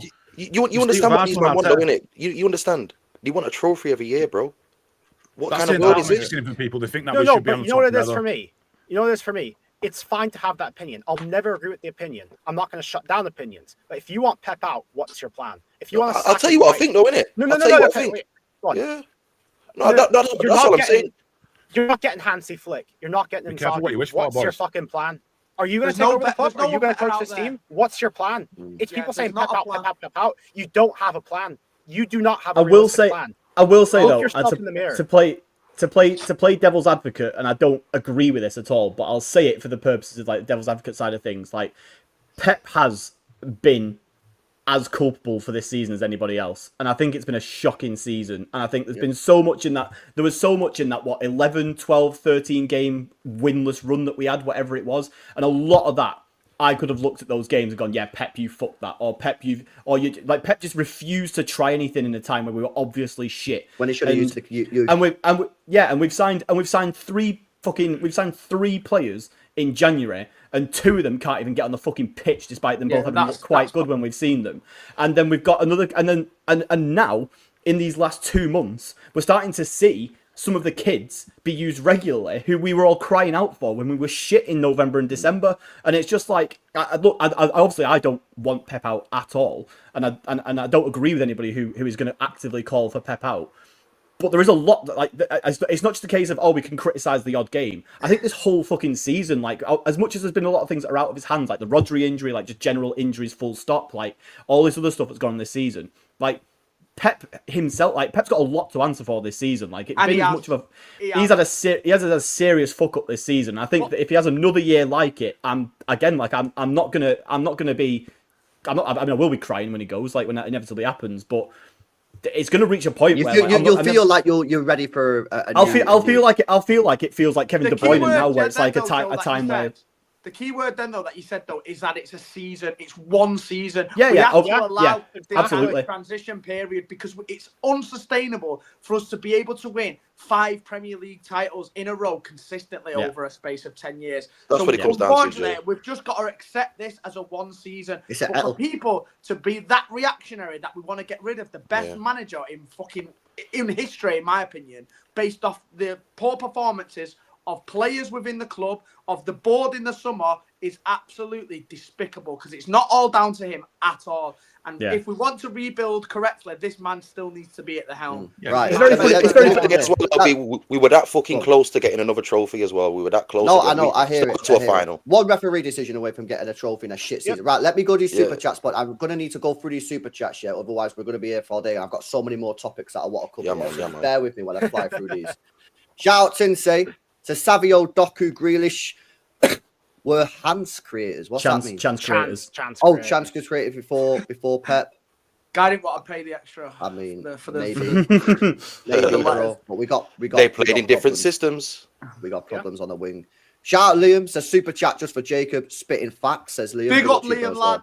Big up Liam, bro. Liam, shout out to KP again. Says the board is to blame too, allowing Pep's indecisiveness to fester, whether to go or stay, whether to rebuild or not. Pep isn't held accountable. Well, I agree with this, KP, and I think in the summer, the board should have forced the rebuild, not let Pep dictate. Pep's the coach, not the transfer guy. The transfer guy should have forced it because they should have known it. Yeah. So I big up also to you, think bro. they Well, should be questioning now, LB, you know, because Thank you. based off the money that they give him in January and the players that we've bought, like Nico G, like Cousinov, who come in, looked great for 6 games and has been completely vilified from the team again now. Why aren't they going up to him and saying, well, you've got 2 players there that we've spent over £100 million on. How are they not playing any minutes in this team? Because for me as well, Cousinov is over the Kanji. He should be above the Kanji. And I They get should be asking him now, why are these players not being used when we gave you the budget in order to strengthen the team in He January? did say, though, Jay, he did And say I they were being used earlier than they expected to, and they got more Right. money earlier in the team than they was expecting ever to get. They were always coming in as like But they're for better next than year. what we've They were got. being But brought now, in but for now they're next getting, season. but now they're getting They're better- nothing. Like I'm they're fucking better fine than with what we've got. They're because getting the more 0 trusted minutes. players, They're not because even the getting more bench trusted, accountable appearances. players are back and that understand the system better. That's all it comes down to. But they're worse Kuznov- players. Yeah, They might Kuznov be hasn't worse, kicked but the they're ball better since suited. Bournemouth for some reason. They're Bournemouth not in the better FA suited Cup, because Kuznov's not we're kicked in the a ball top since. 5 race, which we might not qualify. We just lost a cup final against Palace, so they clearly didn't. Well, we all know Kuznov played because we had no one else to play at any of them games. He I was don't think literally any playing. of those But he was players, our best except for centre-back when he Marmoush, did were play. brought in So to how's he make an come back immediate out? impact. Exactly, Kuznov man. was good, man. He's showing quality, man. Anyway, let me carry on with these Go on. super chats, Sorry, boys. Yeah, because I've got 20 super chats to get through, and I really want to get onto some of the other topics. Yeah, shout It's out like to being on the KP. big 6 here, isn't it? All these Oh, it's crazy, man. Chat's moving mad. I appreciate it, innit? Sorry about Big the up, delay, man. innit? You know what I mean? Big up, man. Big up KP again says the club needs to hold Pep standard like they would any other employee. He needs to be on a performance improvement plan going into next season, says KP. Big up to you, bro. Big up to Zood. I can't be asked with our Wingers Project FC, man. But I've been talking about this Wingers for time. Yeah. I think we've got a problem. Maybe we Not can a speak single about one it is good later enough. on in the show. We might have to get onto that if we've got time, bro. Well, big up to you as well. Big up KP again says the style of play is awful. It's outdated. What's that? Predicament? Presumably predictable. Yeah. Predicament. Oh, Yeah, oh, and predictable. easy. Yeah, yeah. Yeah, and easy to unravel. A team is a reflection of its leader, and the leader is Pep. You can't disagree with it. As much as it hurts to read it out and talk about it, it is facts right now. Bill to LB says Haaland single-handedly killed Omar's confidence. Nah, disagree with that, bro. Marmoush I did that disagree to with that. himself. Nah, I don't have no shade for Marmoush whatsoever, by the way. Nah. None. I Nah. think Haaland should have been taking the pen and Haaland's that's fault. legit. Shout out Spartacus for 11 months. Big up to you, bro. Says we have to criticize Haaland for giving the pen away, but where was KDB? If it's not Haaland, KDB has to demand the ball. I actually agree with that Point. personally. Really I good point. You know what I mean? Really, really good point. I think he should have said, no, you take it. I don't think he should have taken it because KDB's record is not good. I don't want to see him taking penalties. No, I agree. Haaland's, bro. Haaland's record is not good. He should have walked up to Haaland and said, no, give Marmoush, give him the ball back. You go take it. We're going to win, Yeah. lose, or draw, but we're going to do it with you. Go do Haaland, it. then it had to be KDB for Yeah, his I agree. experience in the big games. Took He them scored in one big at the games Bernabeu, before. man. Yeah, he scored one at the Bernabeu. Yeah, he scored them in big That's games. true, before. yeah. Yeah, but that's one of the few that he's scored. Like he's missed a lot of them. I don't think Everton, I'm not Liverpool, saying he should have yeah. took it. I'm saying Haaland should have took it. And I'm saying KDB Yeah. should have told Haaland But to if take Haaland it. didn't want I to, But if agree with Haaland that said, 100%. I actually 100%. refuse to take it, I ain't then it should taking have been it, KDB. then I think it should have been KDB. That's the point I'm making. I'm full sending Mamouche, me, for future. But But we'll I'm just pen- stick with one. Just fucking stick with one. I don't give a shit who takes it. Just stick with one. In my opinion, it should be the guy on 500 grand a week. Shout out Dash says Danny's in prison. Joe Pulpit LB traumatized. Jacob in his Sean Dyche era. Tarek fearing Fulham. Steve Comfort scranning. This season has changed. Yo, big up Dash. Retired, lads. Retired. Been a Big tough up- year. big That's up a good super chat, guy. man. That's a funny chat, bro. I can't lie. Big up to you, bro. Big up to Bill Turju as well says KDB created the most chances on final third pass. His accuracy for cross fell off a cliff, but he's still the best among all. I disagree with LB on KDB about the final. Well, as I said, you probably said it's in before. Sorry for the delay in getting it to it. Had I seen the replay, yeah, this is the thing when you actually go to games, like you have to change your mind when you see replays and shit. Yeah. I probably would have like not said I didn't cook the guy anyway, but like I probably would have been like, yo, he wasn't great, but at the end of the day, he still created 3 of our best chances. You get what I'm You saying? want some fair criticism, which is fair. Yeah, but when you're I at agree game, with you, you though. don't see the replay, yeah, because like you just don't see it. Like when you're at home watching it on TV, you see showing a replay, you see everything, man. Yeah. But when you go to the game, you need to be able to. And I get that. That's why I used to come home from games on that seasons to watch the game again on TV because you see different shit. But yeah, big up to you, bro. I actually agree with you. Yeah, same. Shout out to Benno says Haaland ass fell out. No one convinced me otherwise. Says Benno. Yeah, I agreed. Danny, is Nico G in prison with you? He's MIA. Well, this is a topic that we want to get onto. Mate, I was about to say man's in prison, you know. I've got Kusanov in the cell next to me. He's a nice guy. You know what? Listen, I do want to get we go to the same barbers. We get the same haircut. Good guy.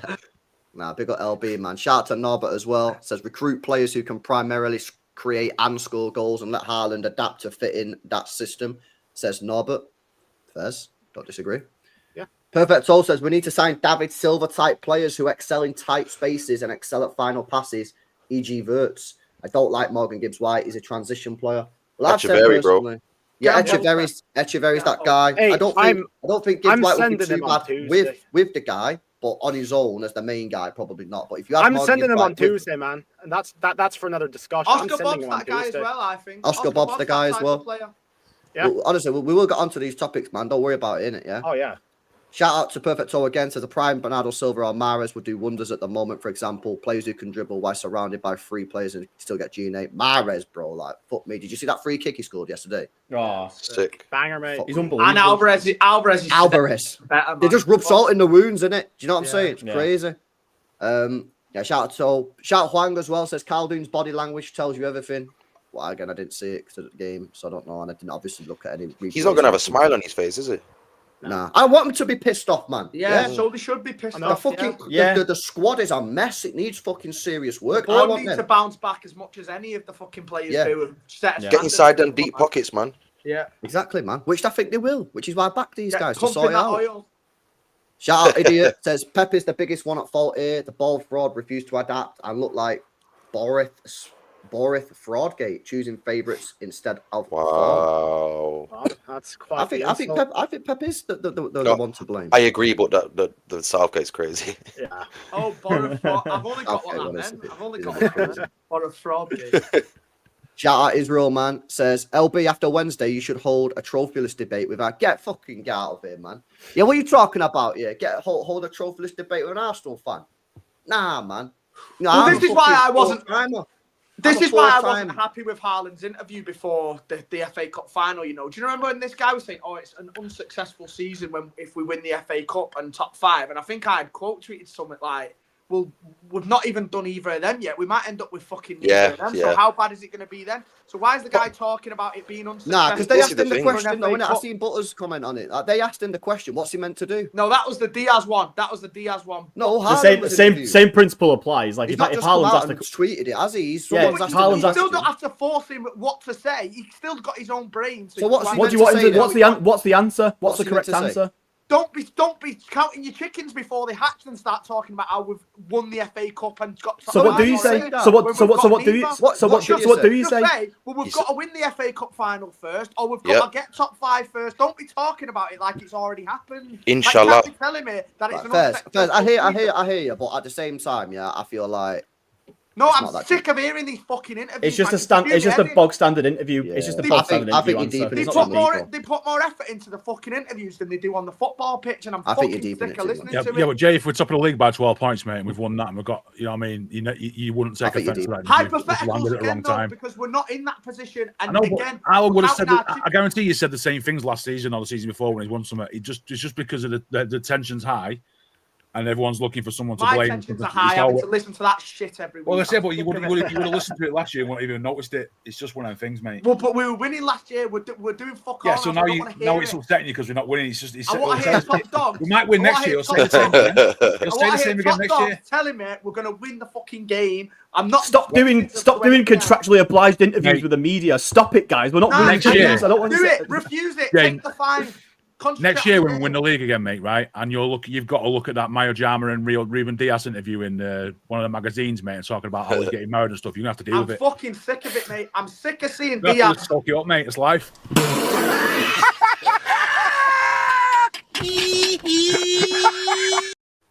No one talk, man. I need to do these chats. Sorry, We need to move sorry. on. I just had to get Sit that out down. there, man. Sit down. Nobody talk. I'll Everyone remove you drink all water. from the Relax. panel, man. I need Let to me do this talk. chat. Let me talk.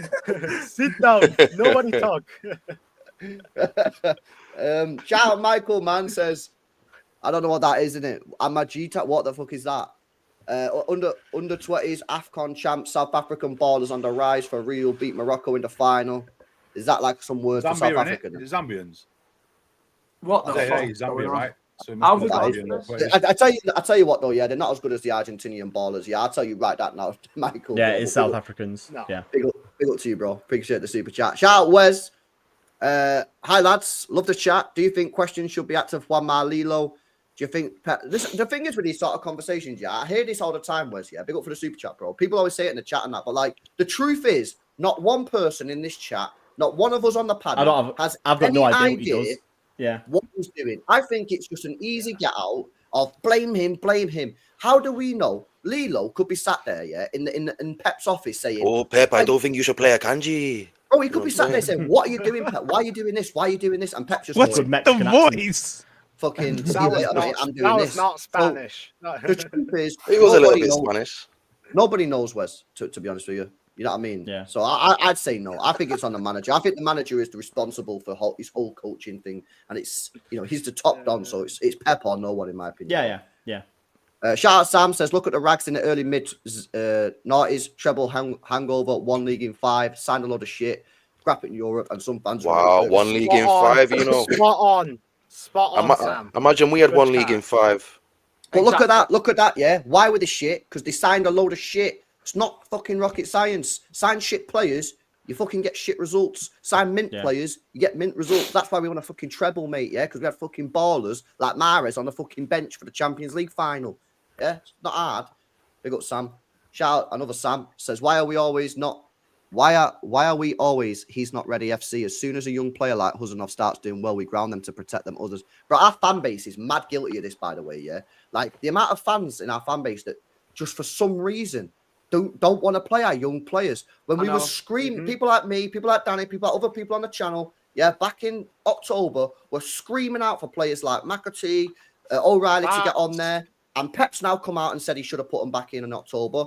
They're doing the same with Echeverri. Since we signed Echeverri, get him in the team. And for some reason, people who have not watched 1 minute of Echeverri say things like he's not physically ready or he won't be able to hack it. How do you know? You've not watched him. Because Pep's not doing it. Because Pep, do we not sign Raheem Sterling, Leroy Sané at this age and start them week in, week out? It's ridiculous. Crazy, bro. What's the Different difference? though, What's the innit? difference? Different. They both had like dozens of. Yamal's not ready. Imagine They both had dozens of.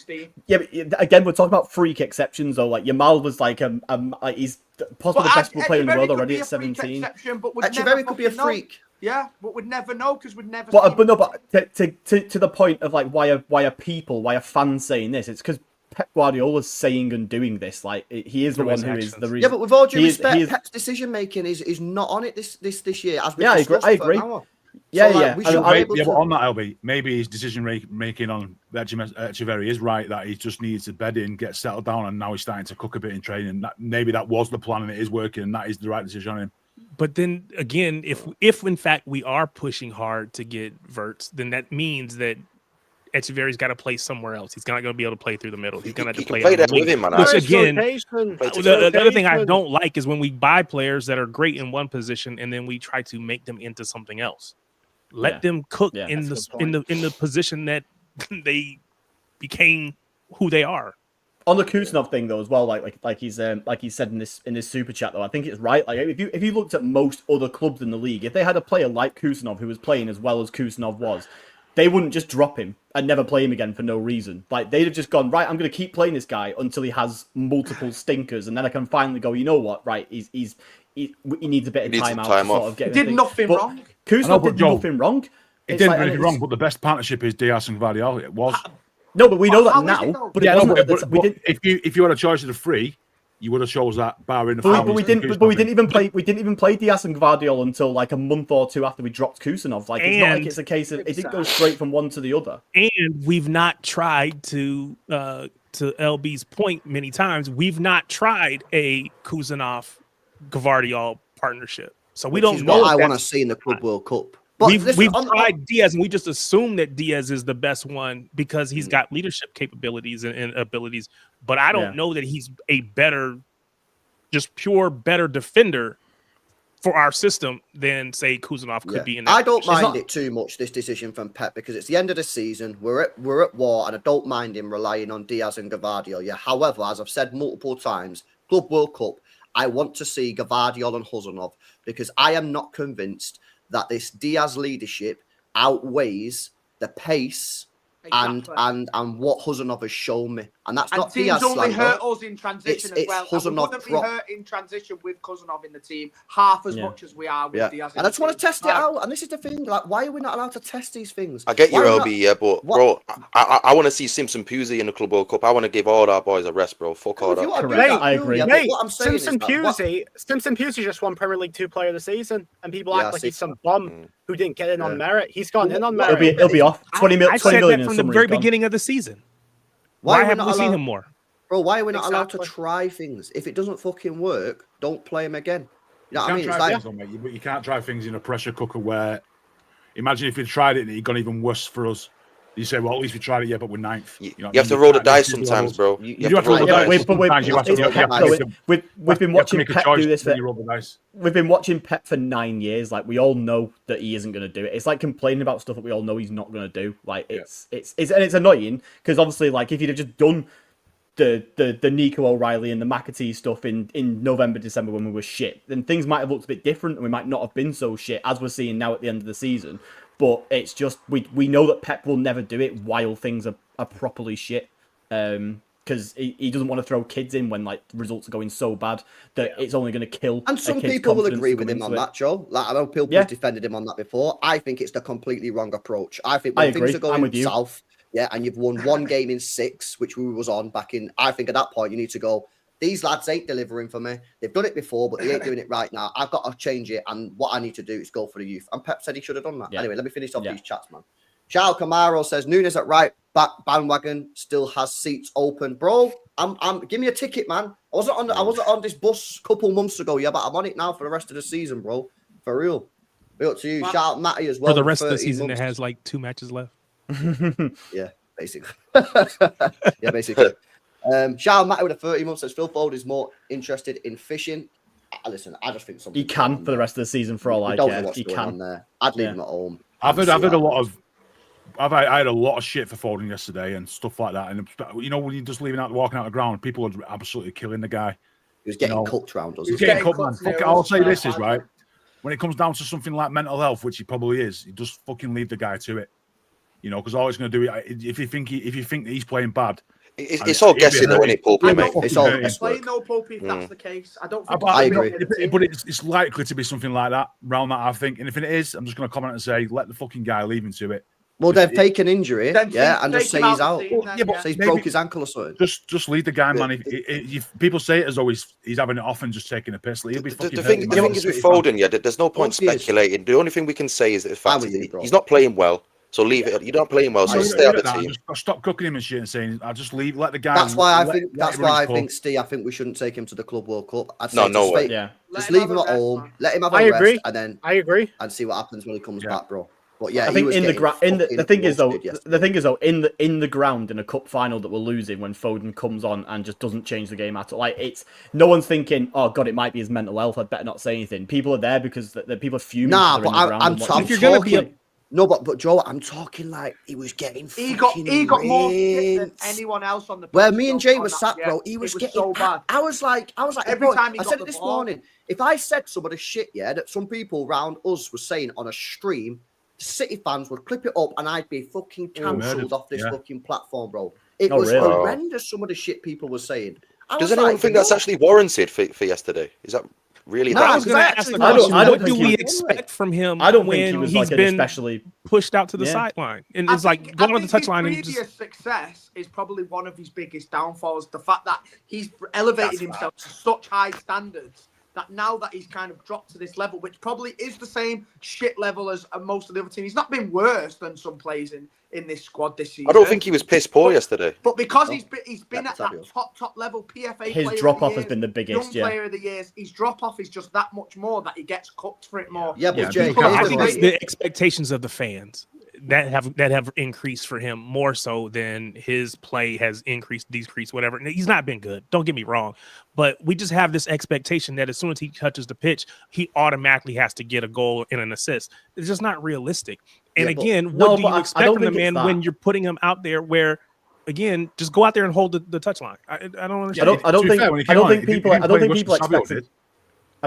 expect I don't think people are expecting like a goal or an assist out of him though every game. I think people just expect him to not be as shit as he has been. Like it's just, and I think that once he's, as we've said, like the sort of the gradual increase that Foden's had, which culminated in last season, like this is I don't think I've ever seen like any top level player have like a drop off this bad. Like it's genuine. Like what? I'm the reason convinced, Joel. I'm convinced that there's something going on behind the scenes. Oh, which is there why is I'm 100%, sure, 100%. about it. And I'm not exactly going to come out here and say that he's like shite now or anything because of that. I'm not gonna abuse him for it. But I think the reason why fans are more frustrated with him than usual is because, like, rightly or wrongly, he has set like an expectation.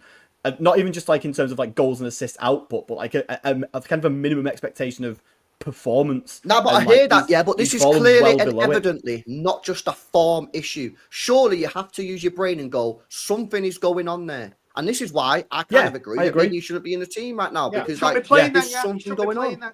Because I'm not having that as an excuse and then him still be hung out to dry on the pitch every week. Yeah. If there was something really going on, then he shouldn't be anywhere near the team.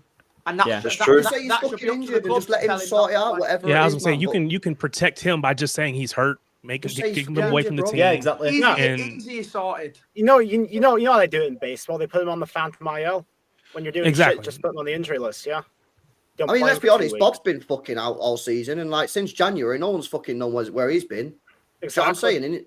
And don't tell me, he's not the same. He's our fucking best player in pre-season. Like everyone was like, this is going to be his breakthrough year. So for me, he's been nice when he come on recently as well. He just picked up more knocks on it. So yeah, exactly. Let me just finish these last couple of super chats, boys, and then we've got some more topics to talk about. Shout out Spartacus. He says KDB did a Bruno Fernandes. He created because of the amount of things he tried, not the quality of the passes. Also, LB cooked with the wingers point. But I cook with the wingers point because I seen sick fucking wingers at this football club. That's the truth. And now we've not got him. Shout out Russ. He says, please don't call out fans' opinions on Pep. His head and his heart don't seem right. His handling of players is questionable. Huzanov, Jack, Nunes, and Rico. Not questioning the opinions of Pep. It's the fucking Pep out brigade that I can't get behind. I'm questioning. I have no problem with people criticising, but when you want to get rid of the greatest thing that's probably ever happened to our club, which is him coming in and winning all these trophies for us, then you can't be Pep out after one season of us not gaining success like we have done in previous years. That's the only thing I can't get behind. Criticism's fine, but Pep out is disgraceful, in my opinion. I'm with you, Jay. Okay. Last three super chats. Shout out Norbert, who says check Pep's comments on the rebuild on City Extra. I will bring them up in a set, bro. I don't even know that them comments are coming up. So shout out for the naughty. They got Snoopy says Phil had a great Jan. Don't know what happened. Yeah, he did have a good January, and then it's mad, you know, because he's still kind of in that top 5 of our top goal scorers this season. He's still in that. Yeah. So he's still actually put numbers up this year. Even though he's second, fucking terrible, I think it's Kovacic second, but Phil is third or fourth. Pretty sure he's only got 7 though, which is a bit of a fucking disgrace. Yeah, but again, he's still above like the wingers who play week in week out and all stuff like that, who should be putting up these numbers. And he's barely played, and he's still got his goals, man, and got his assists as well. So. He'll be back, Phil. He'll be back. Yeah, 100%. Yeah. Shout out Abdi Noor, final super chat. Big up for these, and again, sorry for the delays, man. Yeah. Obviously the show just flows, and it's that hard to just break it up. You know what I'm saying? Pep needs to bring Dominic Torres back. that is a fucking throwback. That is a proper throwback. Nah, it is, man. It is. Yo, big up to Sam as well for becoming a channel member. Yo, double channel member as well. So I appreciate that, boys. Make sure you guys are smashing up the likes as well. Make sure you guys are subscribed to the channel as well if you're new. There's a couple of other topics that I wanted to speak about, right? But I don't know how much time you guys have got, so I'll throw them out there, see what you guys think. Yeah, I'll throw them out. You guys decide which one we're going for. Wingers, Nico Gonzalez. Yeah, they're 2 topics that I really want to speak about. Anyone's got a preference of where you want to go? Because the Nico Gonzalez. I got time, bro. We can speak about them both. I think I'd go with Nico, mate. I mean, Let's do Nico Gonzalez then, right? I'll put my opinion forward, and then guys just jump in, This guy got signed, last day of the transfer window. That tells me that probably wasn't their number 1 target, given the fact it was only 50 million quid. That's not that much money. They spent more on Matthias Nunes, right? He come in, my opinion, he done all right. Yeah, he come into the team. I thought he steadied the ship. Yeah, he actually played forward passes. He had a little bit of physicality in there. Was he amazing? Was he Rodri? No, but was he better than what we had? 100%. And I thought he steadied the ship. Then all of a sudden he gets dropped. Okay, whatever. and now we never see him again, right? I don't understand this. I'm seeing Twitter debates, yeah, thousands of likes, loads of retweets, loads of comments. I've seen the debates on Twitter. What's going on with Nico Gonzalez? People are saying, people are panicking. Pep's just training him up. He'll be in the team next year. I think that personally is nonsense. We're about to get Rodri back as the 6, so we ain't playing 6. If you believe the rumours, we're apparently about to sign Tijani Reinders, who's a better player than him. So he's not going to be starting week in, week out. So my question to you guys, and my question to the chat, is why do you think he's not getting in the team? Because this is not a Calvin Phillips and this is not a Nunes. This is a good footballer. Why is he not getting in the side? I think Pep's just defaulted to the unks, hasn't he, really? It's come to the point where we're in like the crunch point of the season and he's just defaulted to his best mates who've been there for 5 years and he doesn't want these new, which is dumb because obviously like as we all looked at how the team looked prior to and even during January, because obviously as we got him in Feb, didn't we? Which is deadline day went into February, and we all knew what this team needed. The team was crying out for a 6. Like the whole reason why Rodri going down was just the biggest problem that we could possibly have, is because we didn't have a 6 to replace him, and then we finally signed someone who's capable of actually doing it. And Pep stumbles across this way of, which to be fair, the way that he's come across like playing has, until the last 2 games, been working when he's abandoned that way of playing. So, if we're winning games, I'm not necessarily bothered that he's being held back a little bit. So that's kind of why I'm not really that arsed about the Kusanov thing as well, even if it is a bit strange. But I just think it's mental that like we're in a position where we've signed 2 players in Kusanov and Nico in 2 problem positions, but especially Nico because it was like the position. What was and we've not used him, and we've just gone. You know what? Kovacic can do a job there. Kovacic and Gundogan is a double pivot, which means we've got one less player further forward. Is a preferred alternative to just playing the 1-6 that we actually bought. I don't understand it at all. Pep told us in the beginning. Pep said, "I don't want new players. I just want my players back." Everybody was hurt. He said, "I just want my players back." I took that as, Pep just saying, "Oh, if we weren't hurt, we'd be fine, whatever." But we went out, we bought new players, partially for this season, partially for starting the rebuild, especially with the short off season before the Club World Cup. So he had to move quickly. The club had to move quickly. So I do think a part of it is these players were in the plans for future more than they were for current.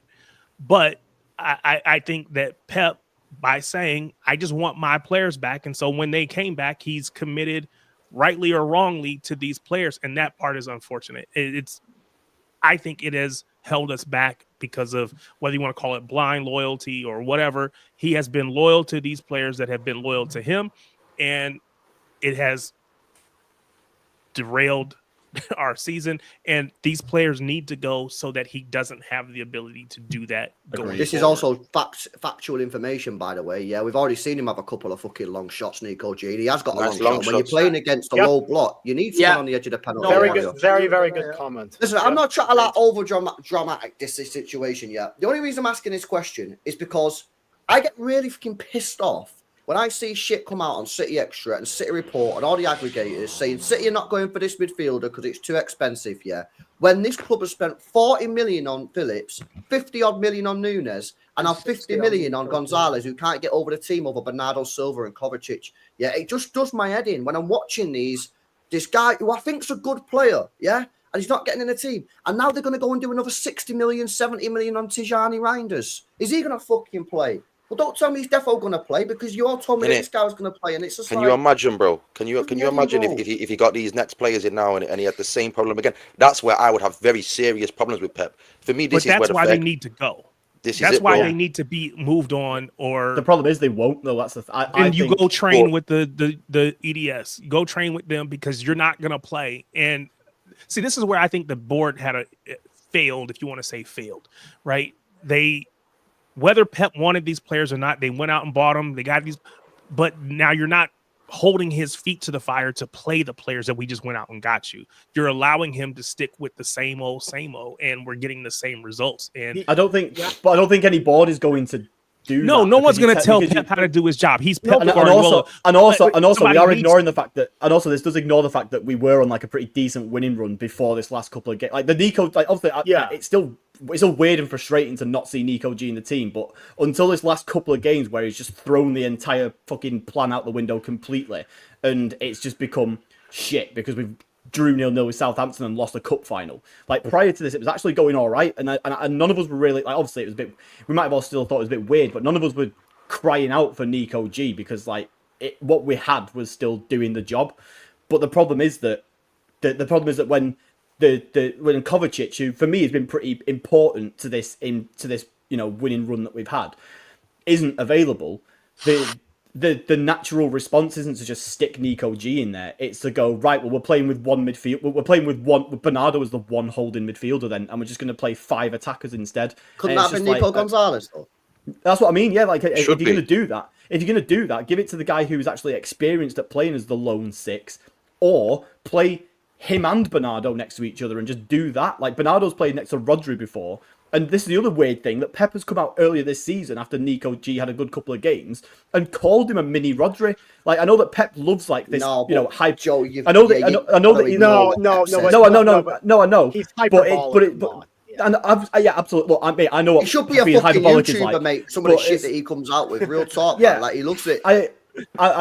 Yeah, exactly. And I'm no stranger to being hyperbolic myself, but I think it's just like one of those things where if you go into praise these players like this, then to not play them at all afterwards raises some pretty serious questions, really. And I don't think it's such a big deal with Kusanov because the guy's 20 years old and doesn't speak a word of English. But I think when it's Nico G and he is in a position where, particularly yesterday, it was a position where we had no one else. Like we had no 6, like, and he still didn't make the team. Then that's when it becomes for me more of like a big talking point and a problem rather than the last necessarily 2 months. And it can't be an excuse. I keep hearing the excuse about people saying, oh, it's because they're not ready, they're not used to the system and all stuff like that. They're never going to be used to the system if they're not playing minutes in football games. It's all right doing all this in training and all stuff like that, but you cannot replicate the intensity of a real football match. So the only time these guys are ever going to be fully embedded into the team is if they are playing minutes in the team. Like, I've seen Rodri drop one of the worst fucking first seasons of all time in a Man City shirt, right? But he still consistently played within the team and made the improvements to become the best player in the world. Now, for some reason, Pep isn't giving Nico G the same opportunity that he gave to Rodri. And Nico G looked a lot better in his first games than fucking Rodri did for Man City. I'll tell you that straight up. Because Rodri was terrible in his first season. So, the board needs to be stepping in and having a word with Pep and asking, why have we give you all this money if you're not going to play the players? Yeah, because this is the thing, Jay. The list of employees, that's not Pep's job. That's not his job description. That is the job description of the board to arrange the list of employees that we have on our squad list, right? That's not Pep's job. Pep's playing what he's got, whether we agree with that or not. That's where the board needs to step in and start doing their job. And they need to do that this summer. Otherwise, my issue is I'm going to have an issue with them. Do you know what I'm saying? With the sporting directors. Yeah. They need to step in and take these players away from Pep and say, look, bro, you're a good manager, but we're going to change your personnel now, whether you like it or not. Yeah. Bernardo, you're out. And what's Kovacic, you're Pep out. going to do? What's Pep going to do? Is he going to resign just because we took away 2 of his players? Hell no. Hell no, bro. But he's not going to resign, bro. But look, by the way, if he did, sporting directors have to create the. That's their job. You know what I mean? This all went wrong, when the sporting director, Tiki, asked Pep what he wanted to do with the rebuild. Pep said no, and Tiki went, fine. Yeah, and that's why, even though Pep was the one that said, no, I don't want a rebuild, it is still Tiki's fault at the end of the day, because it's Tiki's job to make sure that Pep has the squad. Yeah, and he didn't have the squad, so it's Tiki's fault. Yeah. Like, whether you like it or not, LB, Pep's got that loyalty, bro. So he's not going to want to ship his boys off because he loves them, bro. He's not going to want to say, oh, you know what, Bernardo Silva, you know what, maybe you probably should look to move him on and get me someone else. He loves him, so he's going to persevere.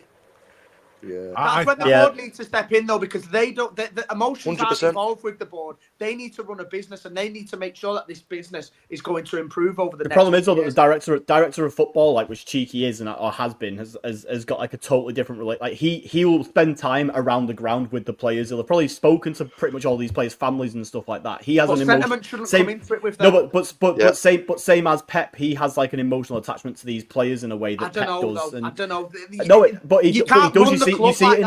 But you see it. But that's why. But that's why people love being at City, because because the top player, the top brass at the club speak to the players and like know the players and the families and stuff. Like, that's why it's successful. I think that's fine, Joe. But I think when time comes, they've got to agree. I agree. And I'm hoping that Viana having come in and not having this emotional attachment is going to be like, right, Bernardo's clearly passed it. The evidence is there. They've told Kevin De Bruyne he's leaving, so the evidence is there. They are going to be ruthless, and they are going to sort it out. I'm very confident that the board will sort this shit out. But I ultimately don't necessarily have like the biggest problem with the general approach of like the director of football being involved with the players, because that is a part of why players love being here. That's why we I agree. I just think that they got too emotionally involved, and they should have sorted it out last year, but they didn't. And now they're sorting it out this year, which is all you can ask. The fact is, bro, not every club legend can be at your club for 10 plus years. Sometimes it's 5-6 years. Yeah. That's sometimes a player's lifespan. Not every player had the same lifespan in it, the same longevity. You know, clearly for me, some people's longevity is less than that. It might be 6 years. You know, and the club needs to realize that not everybody can become a legend of 10 plus years. You can't do it. On Nico and not getting the team, for me, we all know, I think the one position of pitch which I think Pep takes to heart is that defensive midfielder. The position he used to play. He played defensive midfielder. And that player has to fit every single box that Pep wants from that midfielder. And I just think generally right now, he just doesn't fit that right now. I think. But surely Bernardo doesn't fit it. Surely Bernardo. Surely not. No, listen. But in terms of what Bernardo brings, he brings an element of control in midfield. Same with Gundogan does. He's obviously not been the greatest this year, but the same with Kovacic does. He sees little bits and knows that he can trust. And I think what Nico is basically the model of what Pep was like. This six who just pings the ball about and controls and monitors the games and stuff. I think eventually his time will come. He just needs to. Pep said he needs to be more. What was the words he said? He needs to be a bit more efficient with the ball and not run as much and not get involved and stuff. I think he's just basically trying to. That was without the ball, Pulpy. Without the ball. He wants him to be more efficient and be just as good as Rodri was. And I just think it's more circumstance that he's not playing. He's not going to do that. Not playing though. Well, yeah, when Rodri's back, he won't do it. No, but he can't. No, I disagree there. What he's doing in training every day is. He's getting him closer and closer and closer to that standard where he goes, right, I pull the plug and you're in. But my problem with that logic, though, Pulpit, is there's 2 games left of the season. Rodri's about to be back for next year, and we're about to sign Tijani Reinders, so he's not going to be in the team next year anyway. But we all know some players, a lot of players, when they come into the team with Pep, they take a while to bed in. Why does Nico have to be different? Because the difference is when Mahrez first joined, he wasn't good in his first months. Rodri wasn't good in his first months. The difference is, as Jay said before, Nico Gonzalez has come in and he's been decent. He's not set the world alight. He might have been decent to us, but for Pep might be fucking pulling his hair out, going, right, you've looked good, but you're not doing what I want. So until you do what I want, you're not. But this is where it comes back to a Pep problem, because it's a Pep problem. What I'm saying is, you can't just dismiss it as though he's fucking now on the scrap heap because he's not played. There's a reason why. Pep trusts other players more. But the problem with that is, from a Pep point of view, though, the problem is that the problem with that from a Pep problem is that, like, right, okay, maybe he isn't perfect, maybe he isn't doing like, you know, the absolute peak number 6 things that you want, but we don't currently have another number 6. We don't have and Bernardo and Kovacic are not this perfect number 6 either. So at that point, why does it matter whether it's the guy who's been here for fucking 3 months or the guy who's been here for 7 years? Like, both of them are bad. For Pep in what they trust in the system. They've been there 2, 3, 4 years. You know what I mean? But that's just an arbitrary like time thing. This is where Pep's like over loyalty to certain players. The reality is that Nico has come in, he's done well. Same with Kushner, he's just the victim of circumstances, and you have to suck it up. Simple as that. But the issue we're having. Don't buy him, I don't think. Like, yeah, Bernardo didn't wait all this time to to get into the team when he first came, and Yeah, because they were exceptional talents. Everyone went straight in. So if they're not able to come straight in, especially into a midfield that's been that bad this year, that we won one game in fucking 16 or whatever it was over Christmas. If you can't come in January and get into that team, then there's no point buying you in the fucking first place. Yeah, this is it, Jay. Yeah, in my opinion, yeah, when you're signing players, unless you're a 17, 18-year-old kid, they better be ready to play. Exactly. You know what I'm saying? If he's not ready, then why he was, and he did, and he'll play again. It's just he's just a victim of the circumstances. The issue we've got is when's he going to play again? Because once Rodri's back, he's in every week. I agree with you, Joe. Once Rodri's back, he's nailed on every week. Yeah, sorry, go on. Not necessarily though, Joe, because of the injury, right? If he can't play when the midfield's not ultra competitive, what's going to happen when it is? He can't start. It's the same problem we've had with. It's the same problem we had with. Rodri didn't play because Fernandinho was the better player. It's just a case of you have to. But Fernandinho was 35 and was leaving the following year. Like that was different. Like now we've got Rodri, who'll be back like 28, 29. Still got 2-3 years left. We always said that we want somebody to fill in for Rodri so he can have more time off. Right, but then why have we spent 60 mil on the guy who's going to play 10 games a season as Rodri's you're not going to spend 4 million or something in League One, are you, and get a defensive. Can I ask a little question, LB? You've got to get quality. You don't mind? Go on, Steve. Go on. How many games, say in the Premier League, do you think Rodri's gonna be able to play next season? Can I get a little minimum 30? Minimum 30. He'll play every game. He's fit. He won't play all those other things. He won't play a lot of the cups and stuff. I don't think Pep will trust anyone to cover him. I think he'll play him every fucking game. Because of the severity of the injury, I'm saying maximum 25 games. Nah, he ain't going to do that, Steve. That's what I think, bro. I don't think Pep acts like that, bro. He never subbed off Rodri previously. He started Kevin De Bruyne in his first game back from a hamstring injury against Burnley. Yeah. He started Kevin De Bruyne against Inter Milan in the Champions League when I said rest him. And then lo and behold, he gets fucking injured against Inter Milan. The issue is, bro, he's going to end up like Oscar Bob, bro. I think that's the issue for me. You have to pick and choose, bro. I don't think... I hear what you're saying. And like in an ideal world, it'd be great for him to play less than 30 games. I'm telling you now, he'll probably start every single game in the Premier League next year. And I think it's because Pep don't trust anyone else to cover for him either. That guy doesn't want to see anyone in that team. So Pep's he's already said in a recent press conference that the moment he gets the all clear from the medical team, he's going to start him. Like there's no debate over whether he'll start the games if he's free or if he's fit or not. It's just going to happen. I think on Rod. Yeah. Honestly, Danny, sorry. And this circles back to what we were talking about 10 minutes ago. If Rodri doesn't play, what's stopping Pep from just playing Kovacic over Nico again or Gundogan over Nico again? Well, you have to take the toy away. That's why you have to make them leave. Yeah, you have to take the toy away from him. Yeah, that's what I mean. I think you have to remember as well. Yeah, like I'm pretty sure this guy's in full-time training right now, so he's as good as ready, innit? But right now is the being careful period, innit?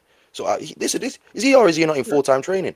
Yeah, he's been in full-time training. Right. So technically, he can play a game, but there's still a period of time where the being careful comes into play in it, which is what you're seeing right now. Yeah, I think what will happen is I legit would not surprise if we fuck it up on Tuesday. Yeah, it would not surprise me if Pep just full sent him for Fulham and was like, "I'm sorry, bro. No, I mean, I got to play you, bro. Get your fucking kit ready. You're going on." Yeah. Because, bro, you got to play, yeah? Otherwise, you're playing Europa League, mate. You know what I'm saying? You've got to bring him in as a sub in it to introduce him, bro, like an Echeverri kind of thing, you know? I think he'll be on the bench for Tuesday. Yeah. I think he'll be on the bench. He'll probably come on for 10 minutes, just in case we fuck it up, because then against Fulham... He'll be starting against Fulham. If we go into that Fulham game needing to win, he's starting. Yeah, I agree. Yeah. He's starting the game. Agreed.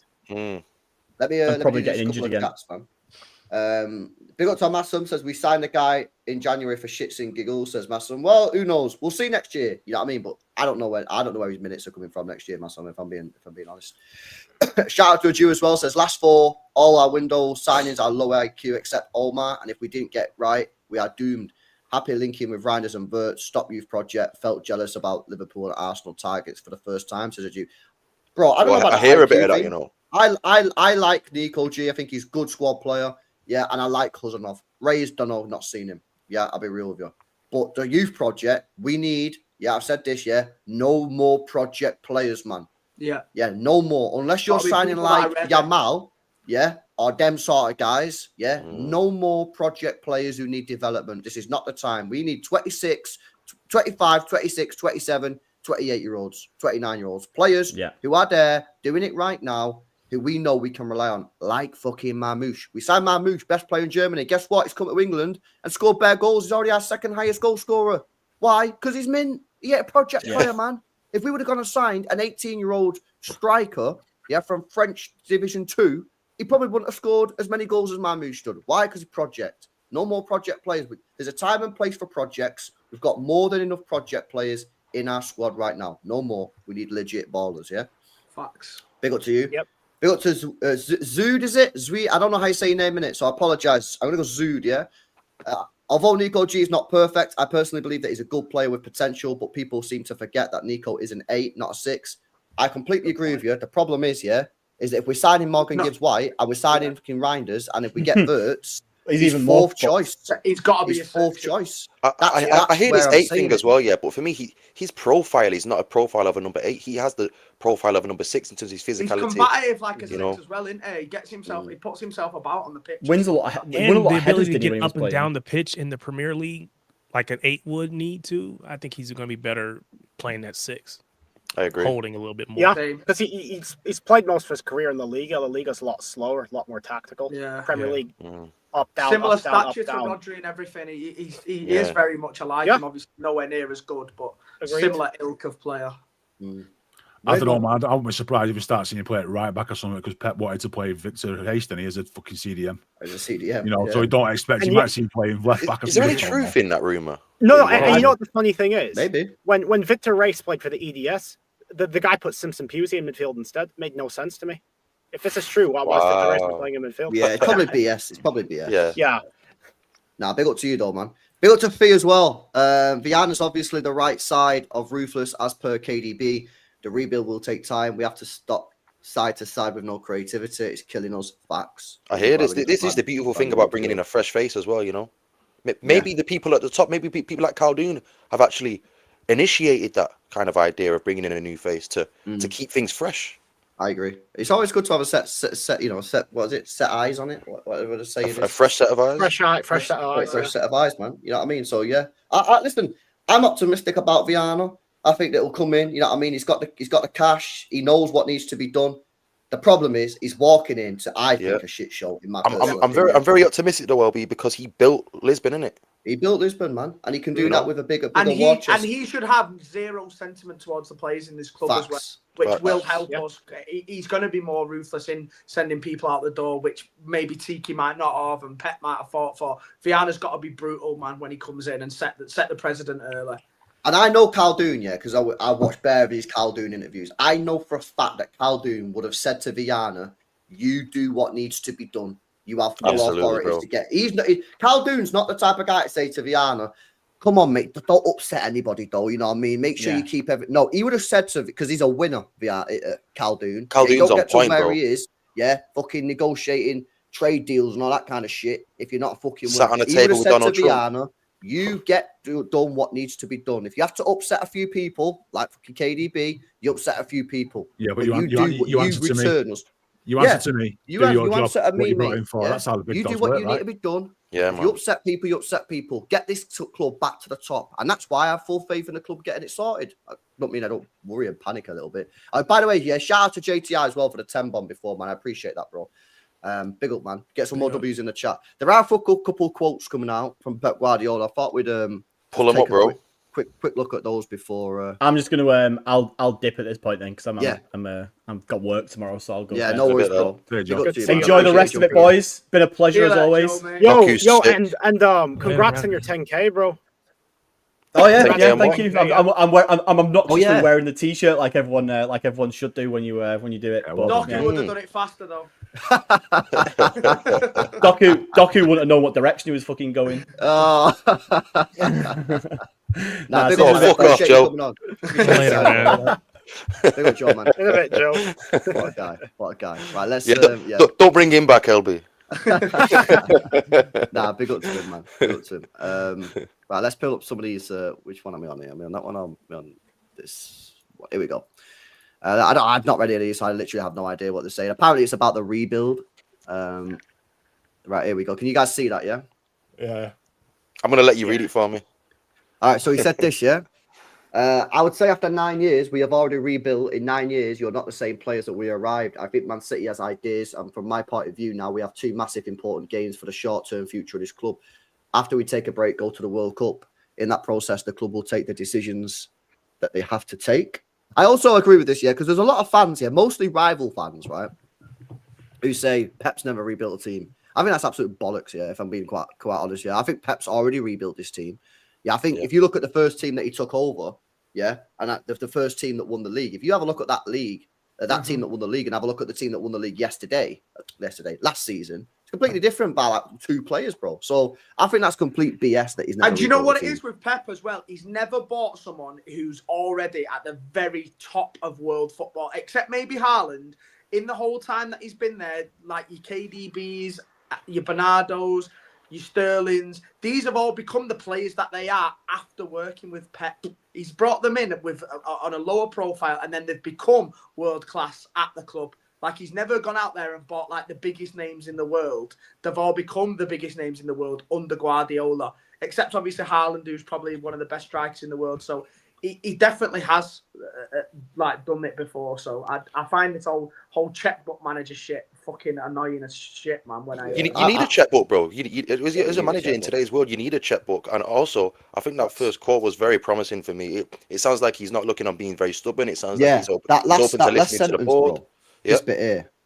In that process, the club will take the decisions that they have to take. I feel I'm getting a ruthless vibe here. Yeah. Getting a ruthless vibe. Me too. Yeah, which is fucking what we need. It's promising, bro. That quote. Let's have a look at this one. This is obviously I didn't even realize this until after the game. Pep Guardiola on Rico Lewis and James McAtee. Just one reason: it's so difficult for other managers. We brought some players in the winter time, and now all the players are recovered. We have 24 players. The last 4 or 5 games, all the time the 3 players were out. I wanted to change things a little. I don't have anything against Rico and Maka. I love them. I appreciate it. Ake came back to the first week of training. I tried to be fair with the guys, not just disappoint. Okay, that's not great. I expect more of that. Next year, we're gonna have a massive squad. Plus, we're gonna have 25 pros plus 5 or 6 kids. I don't give a fuck, me. My only problem is, and I kind of get it, because he doesn't want to. Because if you think about, this Grealish thing, it's gone under the radar in mainstream media, just how not much this guy's playing. This is a guy, £100 million, the most expensive English football player of all time, 100 million quid, £300,000 a week. This guy never plays football for Manchester City, and he never gets spoken about in mainstream media. And I don't think he should be on the bench. I don't think this guy should be on the bench, because Pep obviously doesn't like him for whatever reason, never plays him. Mm-hmm. However, I also understand that maybe if Pep started just not including him in the squad, then the mainstream media would start picking up on it and start report. And maybe Pep's just trying to avoid this spiraling out of control. But Grealish should not be on the bench because he never gets on the pitch. Yeah. Do you get what I'm saying? Rico Lewis is more deserving of a spot on the bench than Grealish right now. He's made those ruthless decisions regarding the bench and stuff, and he's clearly showed no sentiment towards those players who have played well for us in previous games, in the Cup especially. Then why has he not had that same mentality when it comes to picking Ederson for starting the game? Like, he should be consistent when picking his starting 11 as well, and ensure that we've got the best 11 players on the pitch to win the game. So it doesn't really affect. It's not affecting the game as much if you just an empty shirt.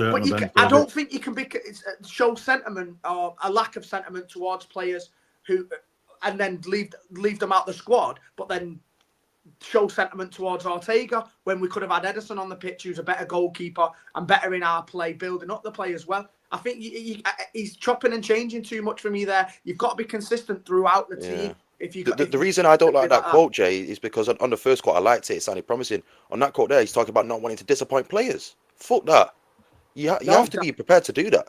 That's my opinion. Ruthless. That's the opposite. It is. And that's why I would have played Ederson. It's emotional. And that's why I'm saying Ederson should have played for me. He should have.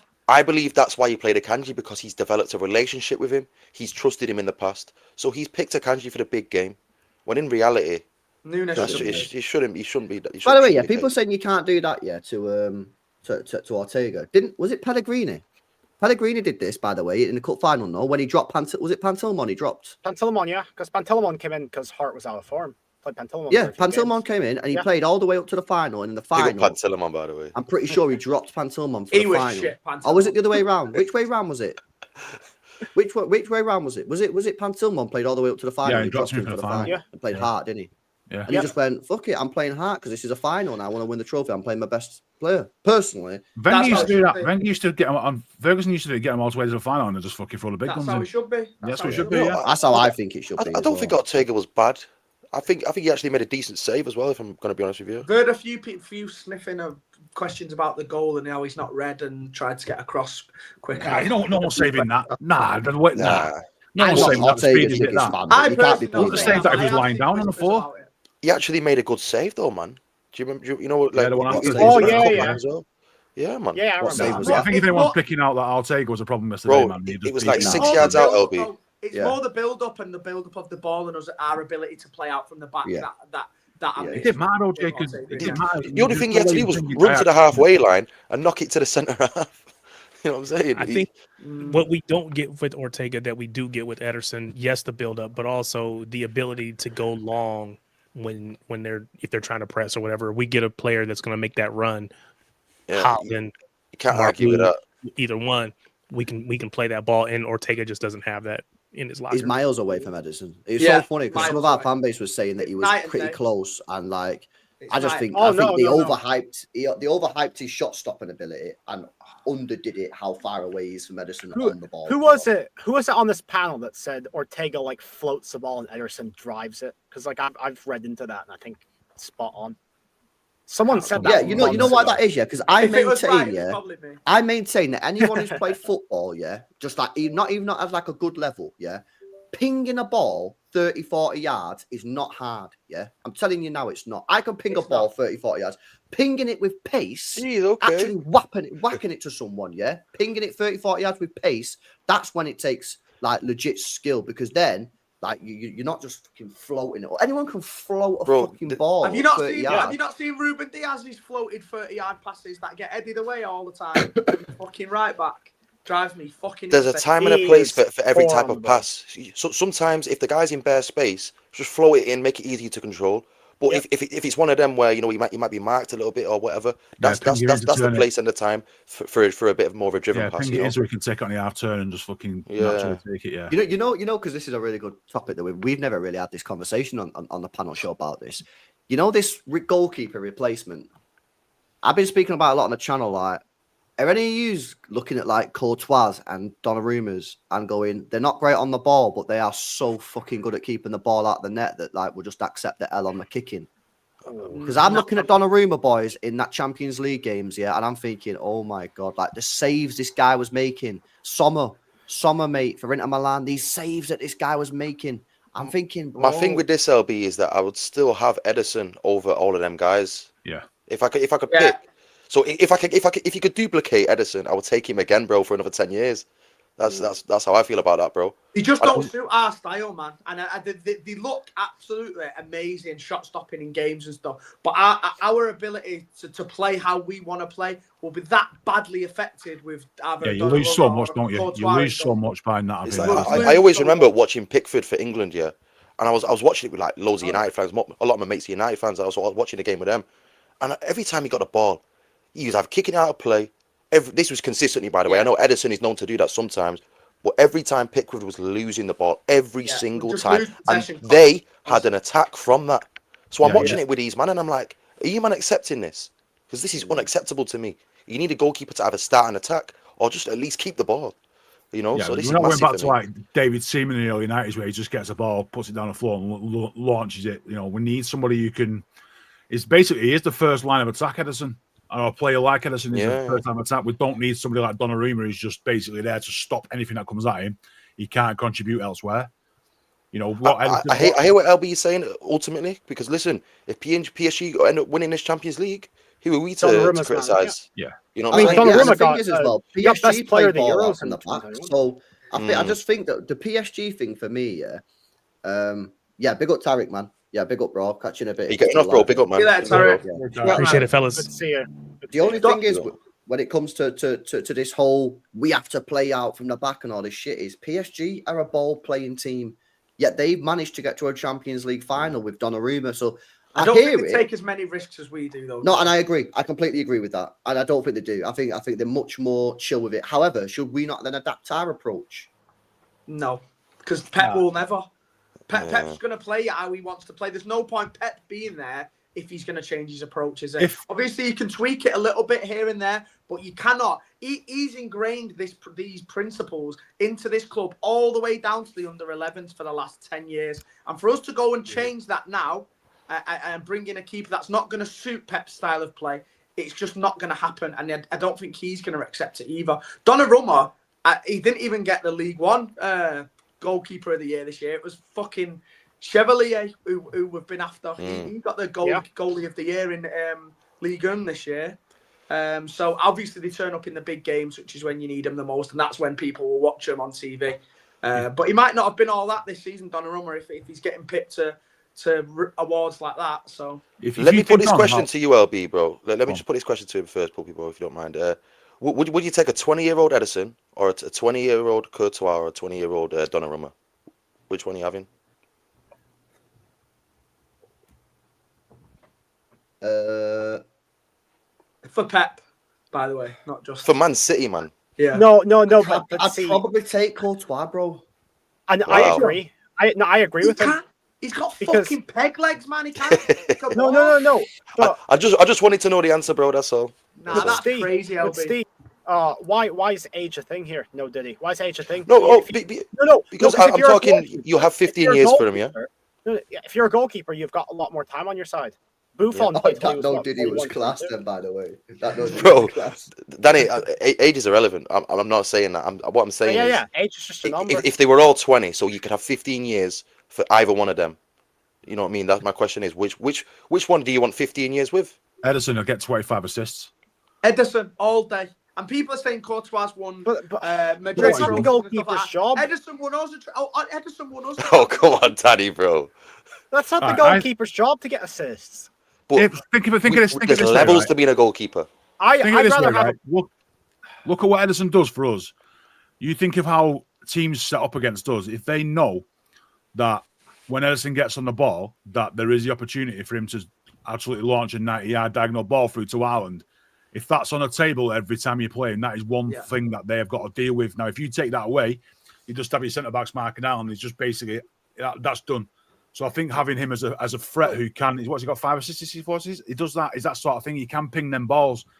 And having that as a weapon to build attacks, teams that will cause centre-backs nightmares. And that's my question is, for them to worry about. My question is, would you rather get a random assist against Burnley or Brighton or whatever 3 times a season, or would you rather get 3, 4, 5, 6 extra big game wins, which we've been struggling in? That's what I'm now asking because I've always. I would gladly walk away from the Bernabeu from Anfield. Them 3 assists, right? Them 3 assists might be 3 assists, but it's the fact that is on in every game, every time Edison gets the ball. That threat is there more than he might make 6 saves. You know what I mean? The thing is for me, lads, that threat outweighs more than the fact that you might have a keeper who might make a decent save. It's more than assists for me. If Edison can get no assists, the whole play. It's the whole way we play. Edison can get 0 assists for me. That's just a bonus. That's just a mad thing. That's a freak thing to get an assist. Okay, but for me, it's the all-round play. It's the all-round. Yeah, I agree. But I'm fine with a goalkeeper who can just do the 10, 15-yard pass as well. I don't need him to be able to find a winger immediately. Danny, this is the thing, brother, yeah? You'd be surprised how many 10, 15-yard passes these donkeys get wrong, I swear down, it's actually crazy. No. I just want the ball into someone's feet for 20 yards. That's what I mean. On the right foot for him to take it in. Edison breaks the line so well, and we cannot progress the ball up the pitch how we want to without this guy in net, man. No, Jay, you can do if you have 2 centre-backs who are good on the ball, like Laporte, Stones, Gavadios, you can. All I'm saying is 2 years ago, I watched Liverpool versus Real Madrid in the Champions League final. Man of the match, Courtois. Courtois Yep. won Real Madrid that game. Without Courtois, Ederson Real won Madrid Yes, won the that. game indeed. against Inter Milan in the No, Champions League I know, final. but I'm seeing these guys doing it on the reg, Jay. Yeah, I'm watching Donnarumma pull out save after save after save. I'm watching Sommer pull out these mad fucking saves in these games. And every time I watch these goalkeepers, they are pulling out these saves in big Champions League matches every fucking game. Okay, I don't know what- Ederson what- did it in what- the Champions one League last final. argument, That bro, was- yeah. It's probably a rare occurrence that you'll see a keeper have a game like that where he makes 5 or 6 saves. Whereas, what Ederson brings to the team is something that we need in every single game of the season, not just I 1, agree. 2, 3, 4, I 5 agree. games. Which is It's why I've our said whole identity. in the league, It's our whole I'm identity in how taking we play. Ederson every single day of the week. But I have a problem in the Champions League.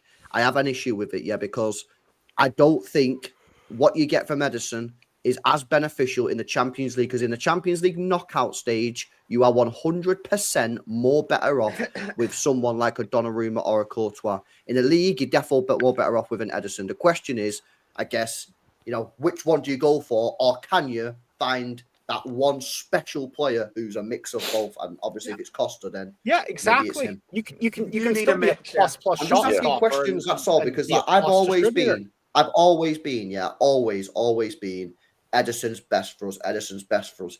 But watching Sommer and watching Donnarumma and having the thing in the back of my head from Courtois for you, I'm just starting now to question my own opinion and think to myself, is this what I'm saying and what I've said for years about Ederson?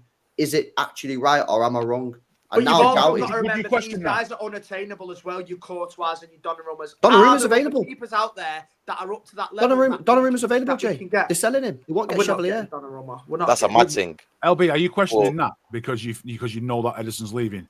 If Ederson had 6 years left on a contract, would you be looking at? Well, yeah. Well, obviously, yeah, because the part of that is conversation. because you know Ederson's going, right? Because Ederson's going, we have to sign a goalkeeper. I So can't now I'm believe starting you've to turned think on our about Ederson, LB. what type of goalkeeper do I want?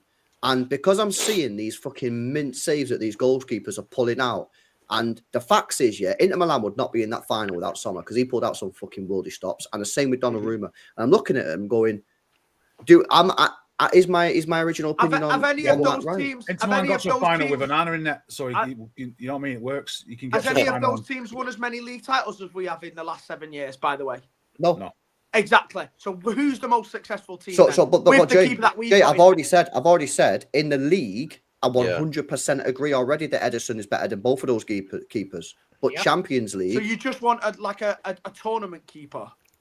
I don't know. That's what I'm saying. I don't know where I want to go with. I don't know whether I want another Ederson. We've been the most successful club in the world for the last 7-8 years with Ederson in net. So why would we try and change the way that we play now in order to fix a problem that we don't have? I agree. Good point. I'm not Let- saying I would go let me that bring way. my I'm just closing arguments, questioning bro, the yeah. decision. Closing arguments, is Yeah. don't take a pass to the fullback or a pass to the centre half for granted, because believe me now, if you watch these man consistently, which I consider Pickford a good example for this, innit? Because he can make some mad saves in it, but I see him pass to his centre half and he goes out for a throw in.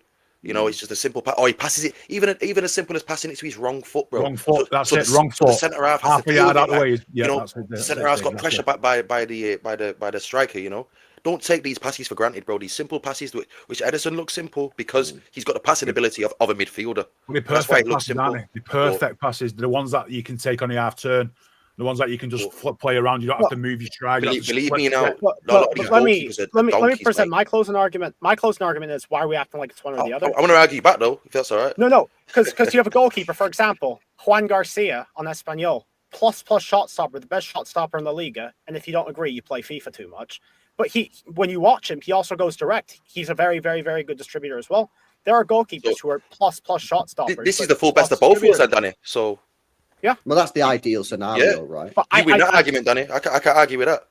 I'd much rather have a goalkeeper who's a 5-star shot stopper than a 3-star distributor than the other way around. Because I'll take a 3-star distributor. I just don't want. I want Ederson. I don't want him to leave. If I have De Gea who's a shot stopper but gives away every second pass, and that's bad. Awful. But yeah, I consider Ederson a 4.5-star shot stopper. I don't consider him like 3-star. I don't think he's 4.5 stars glazing, mate. Out of what, 5? Out of 5, bro. Out of 5. That's glaze. I think he's a 4. I don't think that's glaze. I think he's 4.5. I think Four it's and a half four shots and a half. stopped. What was Glaze. Bravo? What was That's Bravo glaze, at man. stopping shots out of 10 out of 5 Zero. stars? Zero. Zero. That's harsh. Zero. Bro, nothing fucking didn't save anything, that guy. He didn't have a defense, Everything to be went fair. through, He didn't have Bravo. a defense, though, did he? So let's be honest. Yeah. I don't know. Let me go up to the poll. Yeah, I did a poll in the chat. I just think, and by the way, yeah, just before people say, oh, you're flip flopping LB. I don't know. I'm just asking a question because, like, I've always been Edison. The That's question's the got to be best asked now, start. obviously, because And I think, given the fact he's leaving, I think it's the right time to have that conversation, especially when we're watching goalkeepers like Donnarumma and Sommer. Yeah, you've seen Courtois pull out these fucking wild saves that have literally won the club Champions Leagues. But yeah, that's the Champions League, as Jay said, and I've never disagreed with this. I've always said this. In the league, 100%, you are better off with Edison over Donnarumma. Why is No Donnarumma one will ever available then, convince mate? me. So why is Donnarumma available if Paris Saint-Germain Because are... apparently they want to go and get the Chevalier Well, guy. there you go then. So Donnarumma is available because Paris Saint-Germain don't want him. So they why would we want they him? already think that someone else is better and they've got a better option. Well, why maybe. Why is he such a better option for us based off the couple of Champions League games that we watch in a season? Because there's no I'm way not saying he everyone is. watches him. I look at them pulling these saves off and I thought, I want a bit of that. Edison's changed goalkeeper forever. He has made it, so you have to be more than just a shot stopper. We were the first ones to get it. He's changed the game. People will say that about him. Other goalkeepers will say it. He's changed the game. It wasn't said about him. Casper Schmeichel said he changed the game. You're not going to find a goalkeeper who's as good at distributing as Ederson. So downgrade there a little bit, but get a plus shot stopper. I think it'll always, for us now, it'll always be about distribution. Rumours died down for us as well because we was on this guy a couple Who's of that, bro? months ago, and I've not heard anything about it since. I think he's going PSG. PSG want him as the number one. If they've got Donnarumma, then why aren't we that's coming in for him? Because they're selling Donnarumma. They don't want Donnarumma no more. They want to get rid of him and get But the we want Chevalier Donnarumma when That's PSG are because actively trying Luis to get rid of him. Enrique, innit? So that's the Luis Enrique effect. Yeah. He's like Pep, innit? So what does he want? He wants a guy like Edison, innit? As close as possible. And a guy who can distribute as well. So people are trying to get rid of the shot-stopping keepers like Donnarumma and go in a direction that we're in. Well, we want to do the opposite and get rid of the good distributor and bring in these big stiff idiots who can't fucking kick a ball. Just wait. The time will come. The time will come where the next manager we get might just change things and go, you know what? I want to go back to an old school fucking Jens Lehmann style keeper who's just a fucking killer. I think our next manager is probably going to be along the same lines as Pep, though, innit? I think we all know that. Like that comes from the board, innit? That's what they want, clearly, I think. We're not going to do a United and start chopping and changing stylistically because that's. I'd take Mancini back, you know. Don't get it twisted, you know. Certain man like Mancini, man. Big up Mancini. He just literally died inside there. Yeah, fucking feel sad now. He's got his money and dips, man. I know it's a long time ago, innit? Yeah, but I like that manager, bro. I used to like him stood there in his scarf. Back, yeah. You know what? I would bring him back if we was pushing for a top 4 again, like we were when he took over. If we were desperate to get closer to that, desperate to get over the winning line again, I would. All jokes aside, there's obviously like newer guys these times, innit? But big by the way, this is probably why Norbert, shout out Norbert. This is probably why Neuer's probably the best goalkeeper He's the best of all time. Yeah. Because although he's not as good as kicking as Edison, he is fucking far superior in shot stopping than Edison. Mate, he's mint at kicking as well. No, he's good on the ball, though. He was the first sweeper. He was the OG distributor goalkeeper. He was the OG, but he's not as good as Edison at kicking the ball. Is the point I'm making. He's not. No, he's not. He's not as good. He's not as good as Edison. I'm not sure about that. What? He's nowhere near as good as Edison. Not as good as Edison. He's not as good as Edison. I've seen Neuer make a few howlers with his feet where he's give the ball away and had it robbed off him. I've never really seen Edison do that. How many assists, bro? Exactly. So here we go. I thought. No. Listen. No. Steve, I don't care about assists. I said assists are a bonus. No, 10 minutes ago it wasn't about assists. It wasn't about assists 10 minutes ago. Why the assists coming out now then? I said it's bigger than assists, but in this particular argument, I can use assists to benefit me. So I think Neuer's the best. I think he's the best goalkeeper. I think he's the most well-rounded goal of all football, in my opinion. I agree. I think he's the best goalkeeper of all time. He's the best. Let me have a look at this poll. Right, I did a poll in the chat. Yeah, what type of goalkeeper should we be prioritizing? The chat have been voting. Yeah, I'll be back in 1 minute, bro. Yeah, no worries, bro. The two options, were footballing ability on the ball or shot stopping. 62% of the chat are going shot stopping.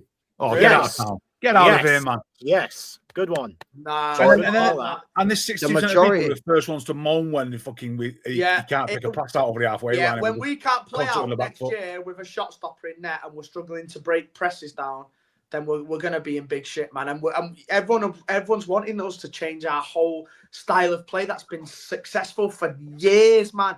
4 Premier Leagues in a row, a treble, 100-point season with a keeper who can play out from the back, and we want to change it. Why do you want to change it? It's not broken, so don't fix it. Do you know what I mean? It's crazy. Well, the people have chat's broken, spoken mate. democracy, innit? You know what The I'm chat's saying? broken. So- It's not a democracy. No, it's not. Not anymore. It Not is, on this bro. decision. No, we know better. Let me come to some of these chats, man. Shout out to Samillion, bro. Says, yo, I don't want to hear anything about Prem pace of play when you saw a youngster from River Plate play at a faster pace than the rest of the team. And we Argentines consider I don't know if you've seen it, so I'll play it again, bro. But look at this from Replacement number 30, Mario Echeverria. Fucking come on, lad! You could have got me in man. as well, LB. I've missed that. Your league is shit, by the way. You got bum ass teams like the Central Cordoba and Champions League. It's shit winning the cups 20th place. Let me do these Hello, chats and we'll have a little Sarsfield, bit of a chat Cyril about Motley. Echeverry, actually, because we've not really spoke about him tonight. Big up to Samillion, bro. Keep them updates coming, man. Big up to Jack says Pantilmon looks like the guy from Ratatouille. He does. Okay, okay. Big up Jack, man. Appreciate it, bro. Big up Al. He said Trafford, it's already done. I didn't know Al would be coming in the know. What the fuck? Alan's I hate ITK those now, guys. apparently, isn't it? He spends too much time with Martin. That's what it is. Yeah.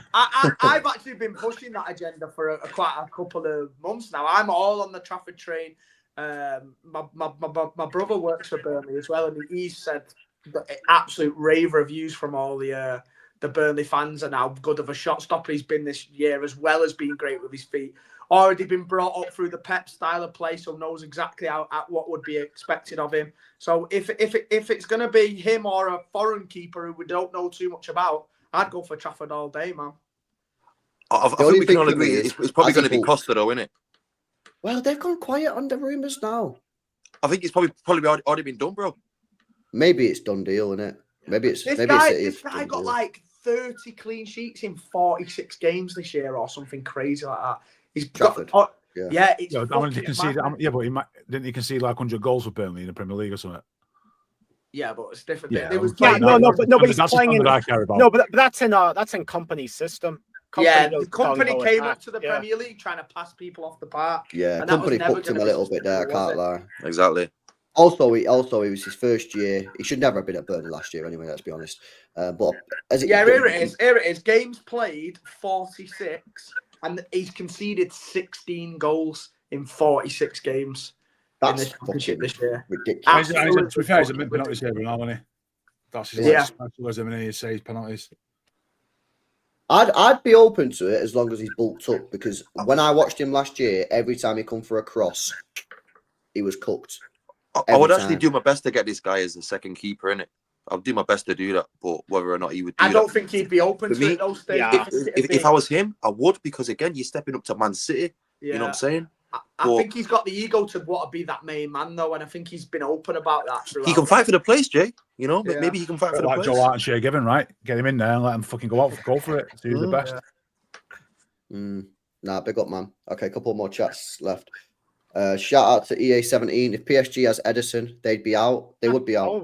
Probably, yeah. They would be out. 100% they'd be out. Yeah. Whoa. It's debatable. I'm sick of here listening to you. It is not debatable. Not Come debatable. on. It's debatable, What bro. has happened to you, man, since he said he's leaving this club? Nah, it's not. It's not even that. It's the facts. This is a factual super chat. If they had Edison, they would be out of the Champions League because they You're would not a have made Oh, this. Would Edison have made the save? They might have been even more comfortable because Edison might have been a pick out mint passes. Yeah. 4 or exactly. 5 goals up rather than 1. You guys are too bad. You cannot No. your This is an your things opinionated aside, super innit? chat.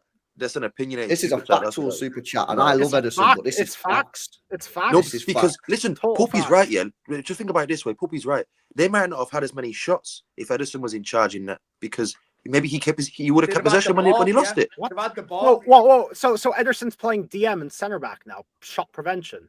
No, come on now. No. Come on. He can keep. The way they took the piss in midfield, No. the way they took the piss in midfield at PSG.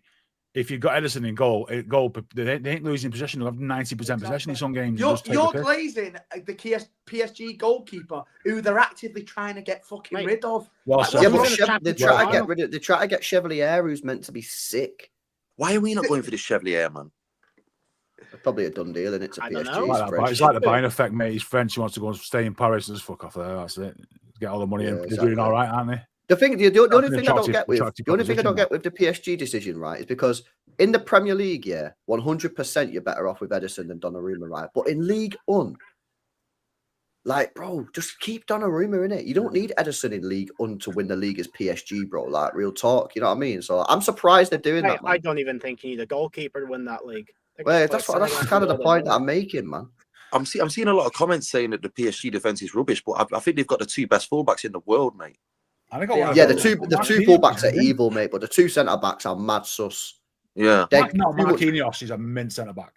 Yeah, I think he's overrated. I think he's mint Marquinhos. I think Marquinhos is a shit one. I think Pacho's a lot better than him. I think they're both overrated, and I think Pacho gets way too much like praise. I think he's the only people I could definitely speak on is the fullbacks, bro. The fullbacks I can't particularly speak on the centre halves too much. But if we got both of them next season, we'd fucking win the lot, mate. I'm telling you.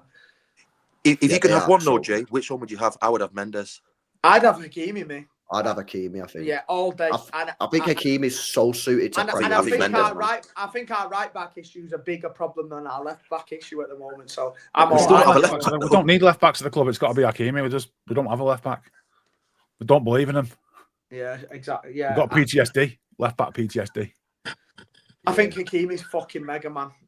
They're both sick, though. Yeah, Mendes, man. Yeah, Mendes is sick. I think they're both the best in the world in the position, and they both play for the same club. Yeah, all right. A couple more super chats. Shout out to Benless. Says such woke nonsense. The reason we won the treble, by the way, was because both of our keepers shot stopping was elite, not breaking a line. If we had Courtois goalkeeper, we win more Champions League and the same amounts of Premier League. You can't tell me I'm wrong. He also says we haven't won the league because Edison breaks the line. We won it because KDB and all those great attacking players.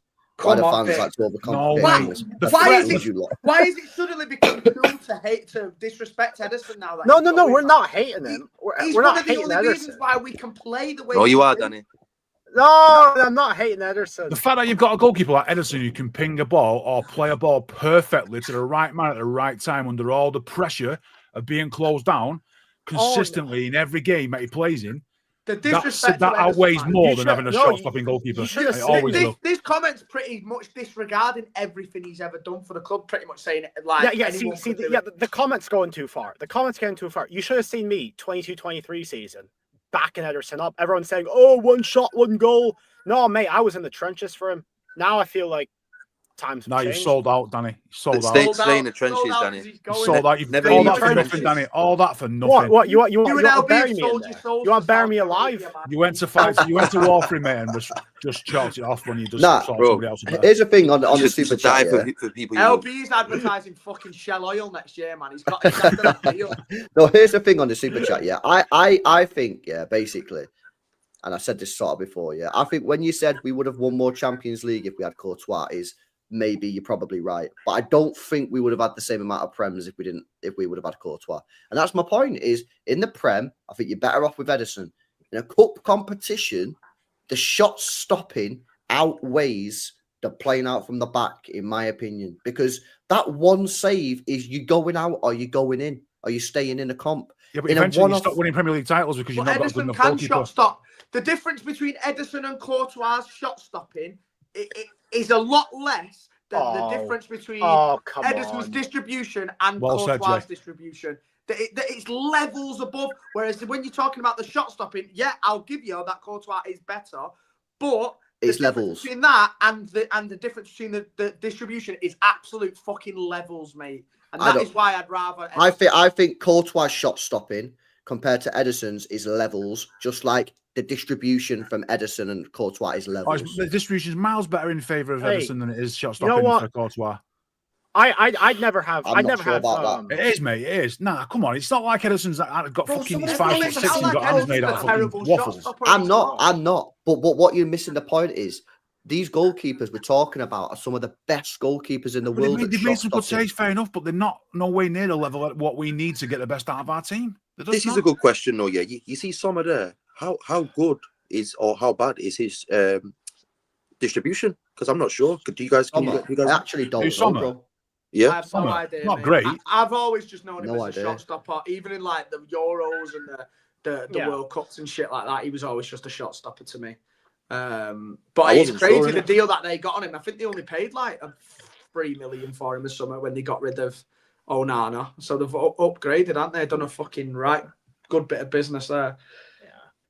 Is it the man that got Chesney as well? Who got Chesney? Barca. Barca dragged him out of the fucking part-time job. He'd retired. Pulled him out. Dragged him out of working in a fish market to go back and play in La Liga. Yeah, and now he's going to win fucking the league, isn't he? And probably should have won the Champions League as well. Yeah. If there's one person I wouldn't play in goal, it'd be Jay, because he's dropping howler after howler after howler. Oh, come off it, man. I've never dropped a howler in my life.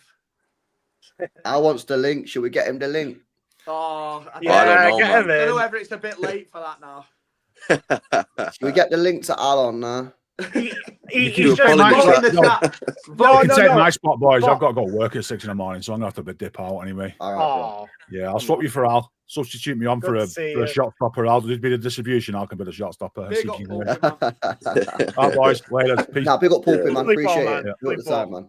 See you later, bro. Big up to Pulpy, man. Let me do these super chats then before if you let Alan on, you're submitting to bribery. He's paid you $2 to get him on. He's bribing you. I actually sent him the link before he sent the super chat. Okay. I don't know why he sent the super chat. I've already sent him the link. Shout out Norbert says, find me a Manuel. Bro, that's the dream, innit? But these players are hard to come by, bro, because they're obviously fucking special players. So you'd imagine the player that City go for is going to be, they think is a Manuel Neuer regen. So the question is, do they actually get it? Shout out Perfect Soul says, Edison has the same amount of assists as Gravenberch. End of. Says Perfect Soul. JTI says, no one here has ever said Erison, ever. I've never said it, but not me, bro. I probably said it like once or twice, you know what I mean? But like, no. You're a YouTuber, innit? You said it there. You just said it there. So that's 2 times. I got to entertain the people at times, innit? You know that's what I'm saying, man. Shout out Matty as well, says Edison faces less shots but concedes more of them, says Matty Hoyle. All right, well, I don't know why. I want to see proof to I want facts to back that up. I want to see pie charts. I want to see fucking percentages the lot before I start believing that. All right, Alan! I've got to go anyway, so. Stevie, help me. Yo, big up Steve, man. Big up, are you actually going, or do you I was only taking the piss, bro. All right. You dare. Don't you dare. Don't you dare. Everyone's running. I'm only joking, bro. I smash these likes up, people, as well. Get these likes up, man. Make sure you guys are subbed up as well. Al, what are you saying? Right. About the goalkeeper. Let's get some doom and gloom in the Right, yeah. Well, Courtois would never go to City because if you remember, he stole KDB's girlfriend at the time. Yeah. So that is just a relative. There's no point in talking about it because it would never have happened. Yeah. Okay. Right. I used him as an example, though. I wasn't saying get him exactly. All right. Well, to me, KDB's leaving anyway, so what does it matter? Bring him on. Yeah. All right. Well, don't destroy his legacy, mate, in one go. What I would say for the goalkeeping, it looks like they've got that. It looks like they've got the Portuguese guy, so he's coming in. So, and I would bring James Trafford in. I don't give a shit what anyone says. I think it's a shit. I've watched about 6 Burnley games this year, and he's miles improved. He's brilliant, absolutely brilliant. I agree, defo. I would have him as well. It's just that I just don't think he's going to come as a number 2, Alan. I think his ego. That's the problem. I think he's good enough now to come on as a number 1. Yeah, I would go for that, Alan. But he'll want to be a number 1. He'll want to be a number 1. Why are they being stubborn? Would it be enough to give him the ability to compete for the spot? Hey, I think he'd want assurances that he was going to be the main man before he committed to a club. He's not this is the going thing, to Jay. I would give him the keys, but I know the club won't. I would give him the chance, bro. I know he's a City lad. He's come through the academy. He went to Burnley to get first team action. He's learned a lot, done well. His figures this year are unbelievable. Now, there's rumours of Newcastle coming in and nabbing him. Yeah. Right? I don't want that to Give him the happen. number one. The thing is, though, Al, yeah, here's the thing, right? The club are in this position where they cannot afford to get this wrong. And if they're looking at Trafford, who's already had a bad year in the Premier League, he got dropped from Norwich. He was fucking about 12 when he Wait played. a sec, Al. Wait a sec, yeah. Last year, he was shit in the Premier League. The guy got dropped from Norwich, mate. Yeah? He couldn't come and collect a cross. Now, granted, everyone's telling me that this year he's been great for Burnley, but it's the Championship. So what if you're the club, are you going to go for someone like Acosta who's doing it now for Porto or wherever he's at, doing it in the Champions League, doing it, and he's done it for a number of years? Do you go for him? Do you go for Chevalier, who's doing it in France? Or do you go for a guy who, let's be honest, has had one good year in the Championship? I think that's a sign of more to come to LB. Yeah, I agree. But the thing is, right, if they sign Trafford and he's shit well. again in the Premier League and he can't come and collect crosses, people are going to go, hang on a minute, you knew this happened. I got. Well, mate. Look, Edison's not the best at collecting crosses, and that's the truth. No, I think that's a lie. I think he is. I think that's Really? a lie. Yeah. I've seen this guy catch bare balls, bro. But it's irrelevant, Al. The point Pause, is, yeah, pause. if City get Trafford and he's crap next year, people are going to go, you already knew he was crap because you've seen him in the Premier League for Burnley and he was crap. So why didn't you go and get a more senior goalkeeper? And that's why they won't sign him. The difference is, Al, yeah, Newcastle, because they're not expected to win the league next year, they can afford to take the risk on Trafford. Yeah. Whereas we're a club that's trying to get the Premier League back. I think they'll go and challenge for the league, next year, potentially. Are they losing Nick Pope, or is he just going to? Yeah, I think they want to replace Pope, yeah. Because again, if you've already got Pope and you're going to keep him as your number 2 and bring in Trafford and they're going to compete for the number 1, then it's whatever. But we're potentially going to lose 2 keepers, right? Is that what we're thinking is going to happen? I think so. Yeah. So we need somebody's got to come in and be a guaranteed starter. We can't have to LB's point. We can't have people come in and not be good enough. Which is why when you put the poll up. When you put the poll up, after I dropped, you put the poll up, I voted that we need to bring in a shot stopper because, as I said in the comments, we have so many people who have been crying out, oh, put Ortega in, because he's a better shot stopper. He's a better shot stopper. Well, the difference is let's go get the best shot stopper. Yeah. If we're going to go get a shot stopper, go get Tarek. Having a shot stopper, right, this year, having no Ortega in, is not the reason why we've been shit, right? I agree with you. I agree with you. Danny. Yeah. What did I say when Rodri went down? I said we're gonna struggle to win games between then and right. I called it. Yeah. I called it because the most important player in our City team, right, is the CDM. You're genius, Alan. And what did Pep do at the weekend? Didn't play a fucking CDM. Idiots. He didn't. As soon as I saw that, I thought we've lost. I called it. I was in the pub and everyone, don't be next. I'm telling you, we will get done on the first transition. The first transition, bang, they scored. Alan the Oracle strikes again. Fucking hell, man. But see, this is my issue. So I agree that it's never one player's fault, right? It's never one player's, the whole, they scored. It's a combination of things. It's the team as a whole. But I am tired of the large number of matches that I watch where we dominate the opponent and they score with one shot, one goal. That is unacceptable to me. It is not all the keeper's fault. Hold on. It is not all the keeper's fault, and I'm not blaming it on Ederson because I love Ederson. I think he's probably the best keeper for our system, no doubt. But he's leaving. Now, if I got to go get somebody, I want somebody that gives me a chance to say it won't be one shot, one goal. You know what the thing is for me, Tariq? It's the type of shot you concede, mate. For me, like, for example, if you're going to concede a goal like we did at Palace, I'll always expect to concede that goal. It's always a one. You know what I'm saying? I agree with you for the first time in about half an hour. The one shot, one goal thing, it is a bit disingenuous because a lot of the goals. It's a type of shot, right? Yeah. And that comes from how poor we are defensively in transition. I agree. There's other things that go into it, which is why I said it's not just the keeper's fault. Right. But what our keeper cannot do, neither of our keepers, well, I shouldn't say that. because they have done this on occasion, but consistently they don't. I need someone that's going to like save me in those situations where I don't deserve to be saved, but hey, they kept me out. Because again, when we play, how many times do we play and we're like, oh, the other keeper is like they're playing out of their mind, they're standing on their head, they're having their best. Why does every keeper have their best matches against us? I need a keeper that's going to do that for me. Well, Tarek, let me give you that. The way Pep, when he arrived at the club, right? He arrived at the club first year, he didn't win a trophy. So this is the second time this has happened, right? And the common denominator in that time, right? And also when we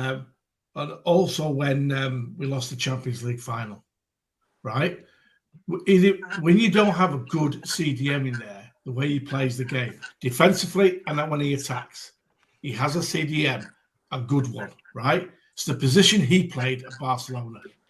And the reason why I said the comment I said when Rodri went down, so I watched a documentary for about an hour and a half on Pep coming through the Barcelona ranks and coming through and what he believed in, right?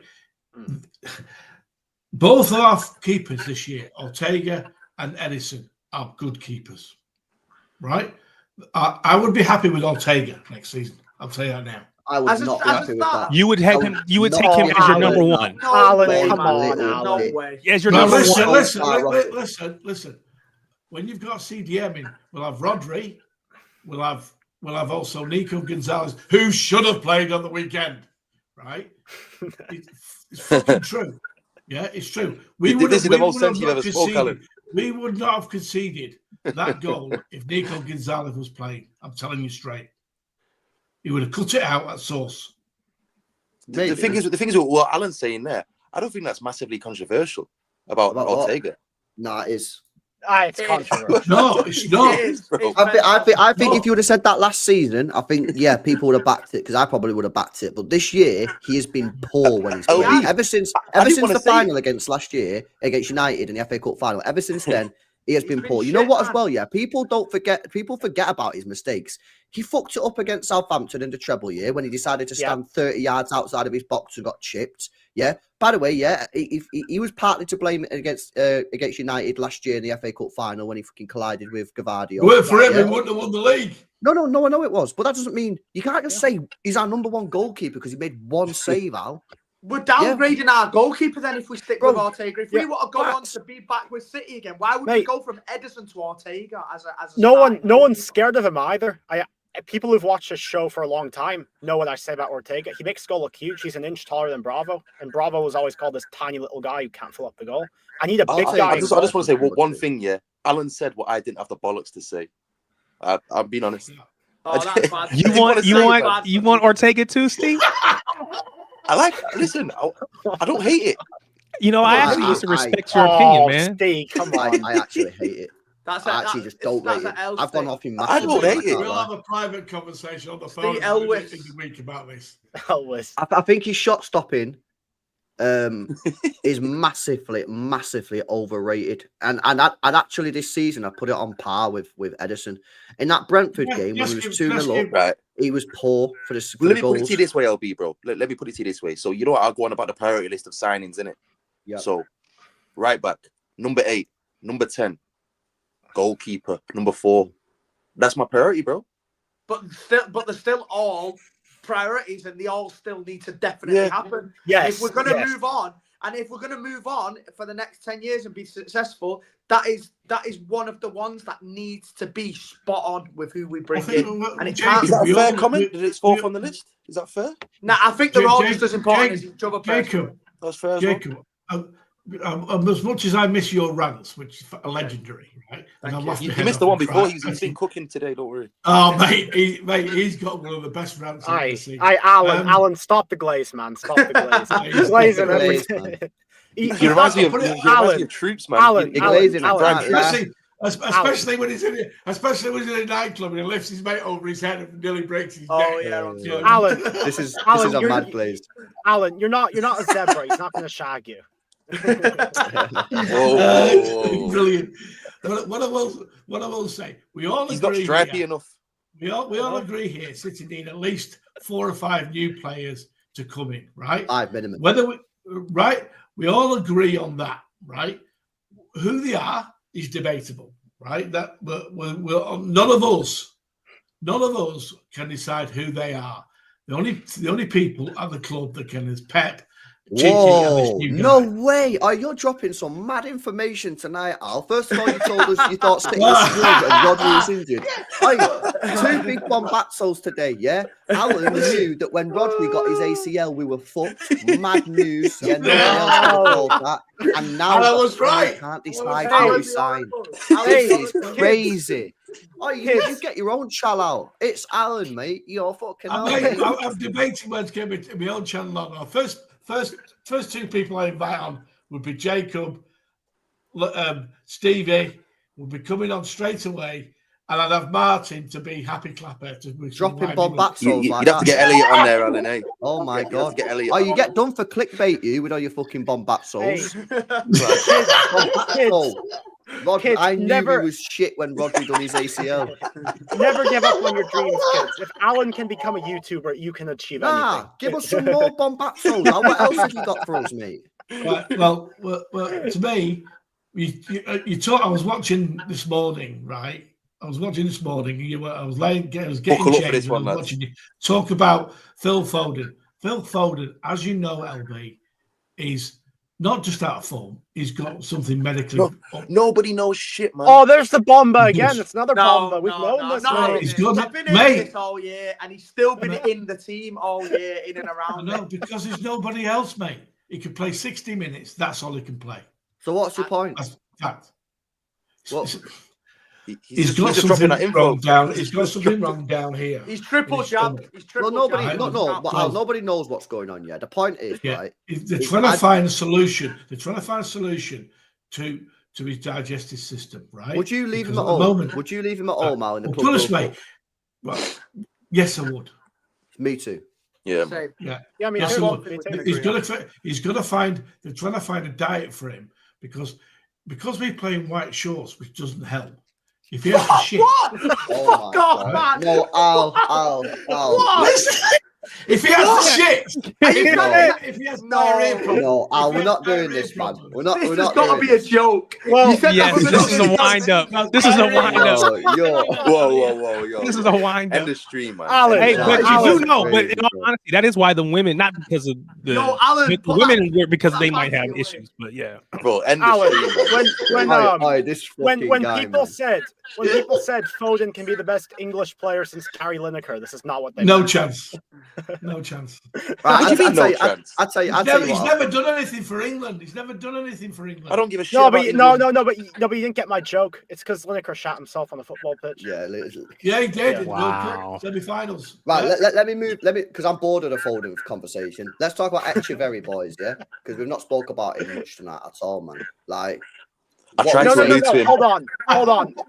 Alan's about to say he's from Argentina. Another bomba. We know he's from Argentina, Alan. Yeah, he is. All right, Danny, come on then. Me and you have been on this hype train a lot, bro. What are you saying about Echeverry, man? What did you make of his performance? Mate, I'm full sending him on Tuesday. He only touched the ball about 4 times. Yeah, and those 4 times were more impactful than anyone else. Are you a hater, bro? That's hating, Alan. No, you're a hater. I'm not. The agenda is already disclosed. He was getting involved, Al. And he got booked, dirty little bastard. He should have scored. I don't know, man. I've looked at the replay, bro. That defender cuts off the bottom left. He can't go bottom left. His only chance was the top right smash from post. Yeah, that's the only place he can score there is top right, which is difficult. Guess what? I thought Nico he let shots off. He let shots off, though, innit? How many people let shots Some off? people will say he's fucking greedy now, Steve, because that's. I think he had joint most shots on the pitch, didn't he? 5 played shots. 15 minutes. Wow. Yeah. But the thing is, it's not only that; it's the fact that he got himself in the positions to get shots off. That's the key thing as well. Yeah. I agree. More than that fucking doctor up front. I'm This legit guy. thinking. I'm legit thinking about full sending Echeverry, man, in the next game on Tuesday, because I don't understand why not. Why not? You think we'll win on Tuesday? I'm fucking like that. Nah, I don't really. I I don't. think we'll draw. The only thing is we're at home. How's our home record in the league recently? It's been all right, isn't it? It's all right, yeah. Yeah. But we beat fucking. Somebody Palace else said we 5-2 just anyway. can't lose. I mean, Nah. if we Nah, draw, we need to win. if we draw, we I don't want to go in with that mentality on Tuesday, Tarek, because I agree. That is where we fucked up in previous games. The United game we should have won. We won't be in this position now if we didn't do that against United. Yeah. The Southampton game. Yeah, and who did that? Play with Who did that? Nunes fucking panicking. No, the 0-0. We didn't go to win the game, did we? Yeah, we And now we're went only for a in draw. this position now for not going to win games.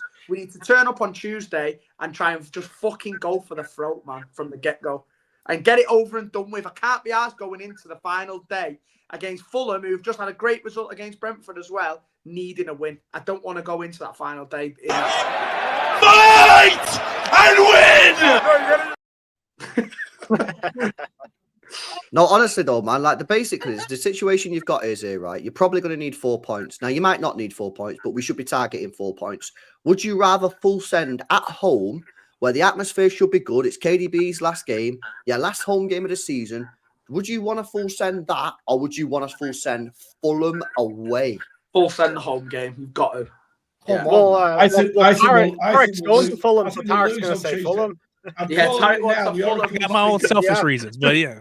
Fulham masterclass. No, but we have to will lose win. on I can't see us losing. What? That would hurt my heart. What you say? Arsenal Al? did us that favour today, innit, man, beating Newcastle.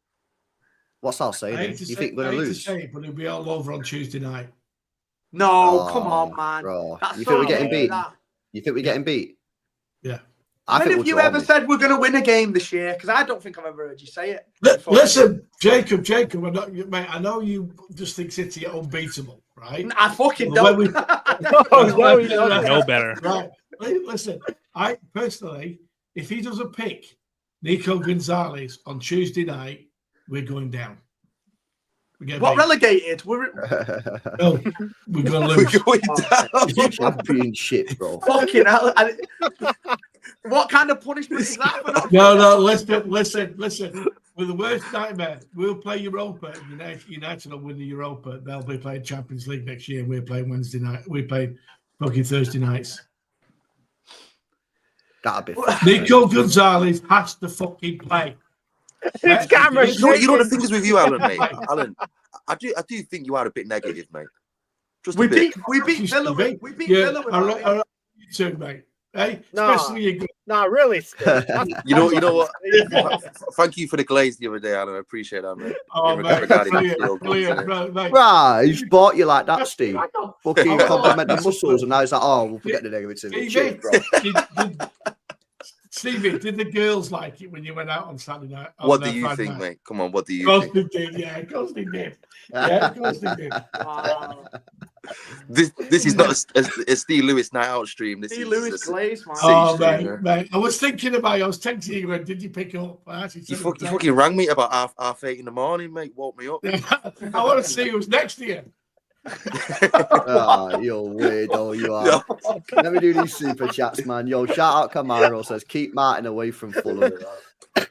Yeah, Martin, stay away from the cottage, mate. Stay away from Craven Why Cottage. is he fucking? He's got a bad jinx, Is apparently. he jinx? Yeah. He's about his Listen, but we worked out Martin's got a 90% hit rate for us not winning when he travels away from home. Fuck off, 90%.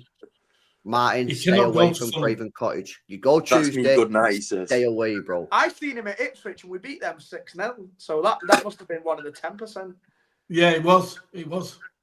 Mm. It was. Shout out Toe as well says, yeah, because most of Edison's shots are 1v1. I think he's on about the like shots to you know that stat Yeah. that Like someone said before. difficulty of shots rather than. Yeah, basically like what are you laughing at?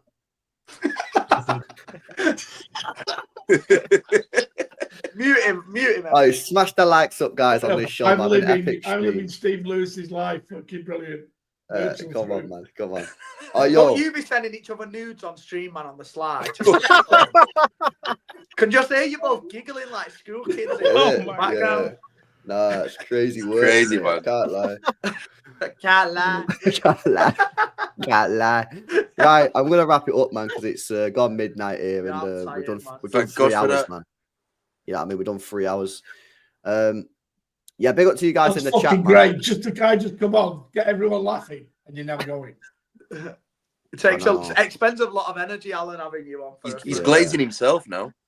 Yeah, no, just on full glaze mode, isn't it? No, it's facts. Did you? Oh, just a question now. Do you think Nunes should have started on yesterday? Oh, this is interesting because I know you have an agenda, but put your agenda to one side, like just real talk. Yeah, do you think Nunes should have started right back?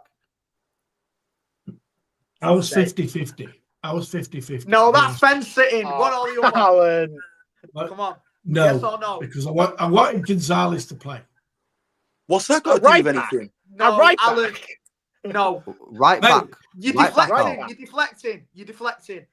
Does he play or not, Nunes? Yes or no? Because of Eze. No. What? Right, Is it? Hang on a minute. No, but at least he thought about it. No, but LB, this isn't good enough.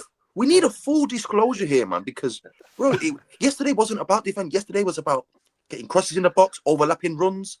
Yeah, it was about more than that. It was about more than defending. Oh, yo, by the way, right, just on the right back seat, it's pretty mad time. And Spartacus, who's Brazilian, yeah, shout out Spartacus, is saying Wesley to City will happen. It's just been confirmed by the papers that do PR to Flamengo. Is that not another project though that we didn't want? That's what it feels like. How old is he? How old is sounds he? like Have you seen this kid, Jacob, bro? Have you seen this kid? I don't. I haven't. No, I but have. I've looked at enough kids this year in our team. Pause. No Whoa. pause. That aren't good enough. That aren't good enough. No. I want Nunes to fuck off. No more projects. Right, Jay, so I'll step in and save you a second, Jay. Yeah, this Wednesday. I mean, in our team this year, too many projects in the team, man. I don't need to I don't want to look at these God, here we go. As soon as we hit the 3 hour, man, exactly. these panel shows go south, man. Right, we're gonna end it right there, man. Because honestly, Wesley looks crazy, good. Man. Let me end it with that. Wesley looks like a baller. Nah, bro. it's actually wild. Yeah, he does. Yeah, It's actually wild. wild, bro. That's crazy. How did a kanji work, Mr. Remote Control?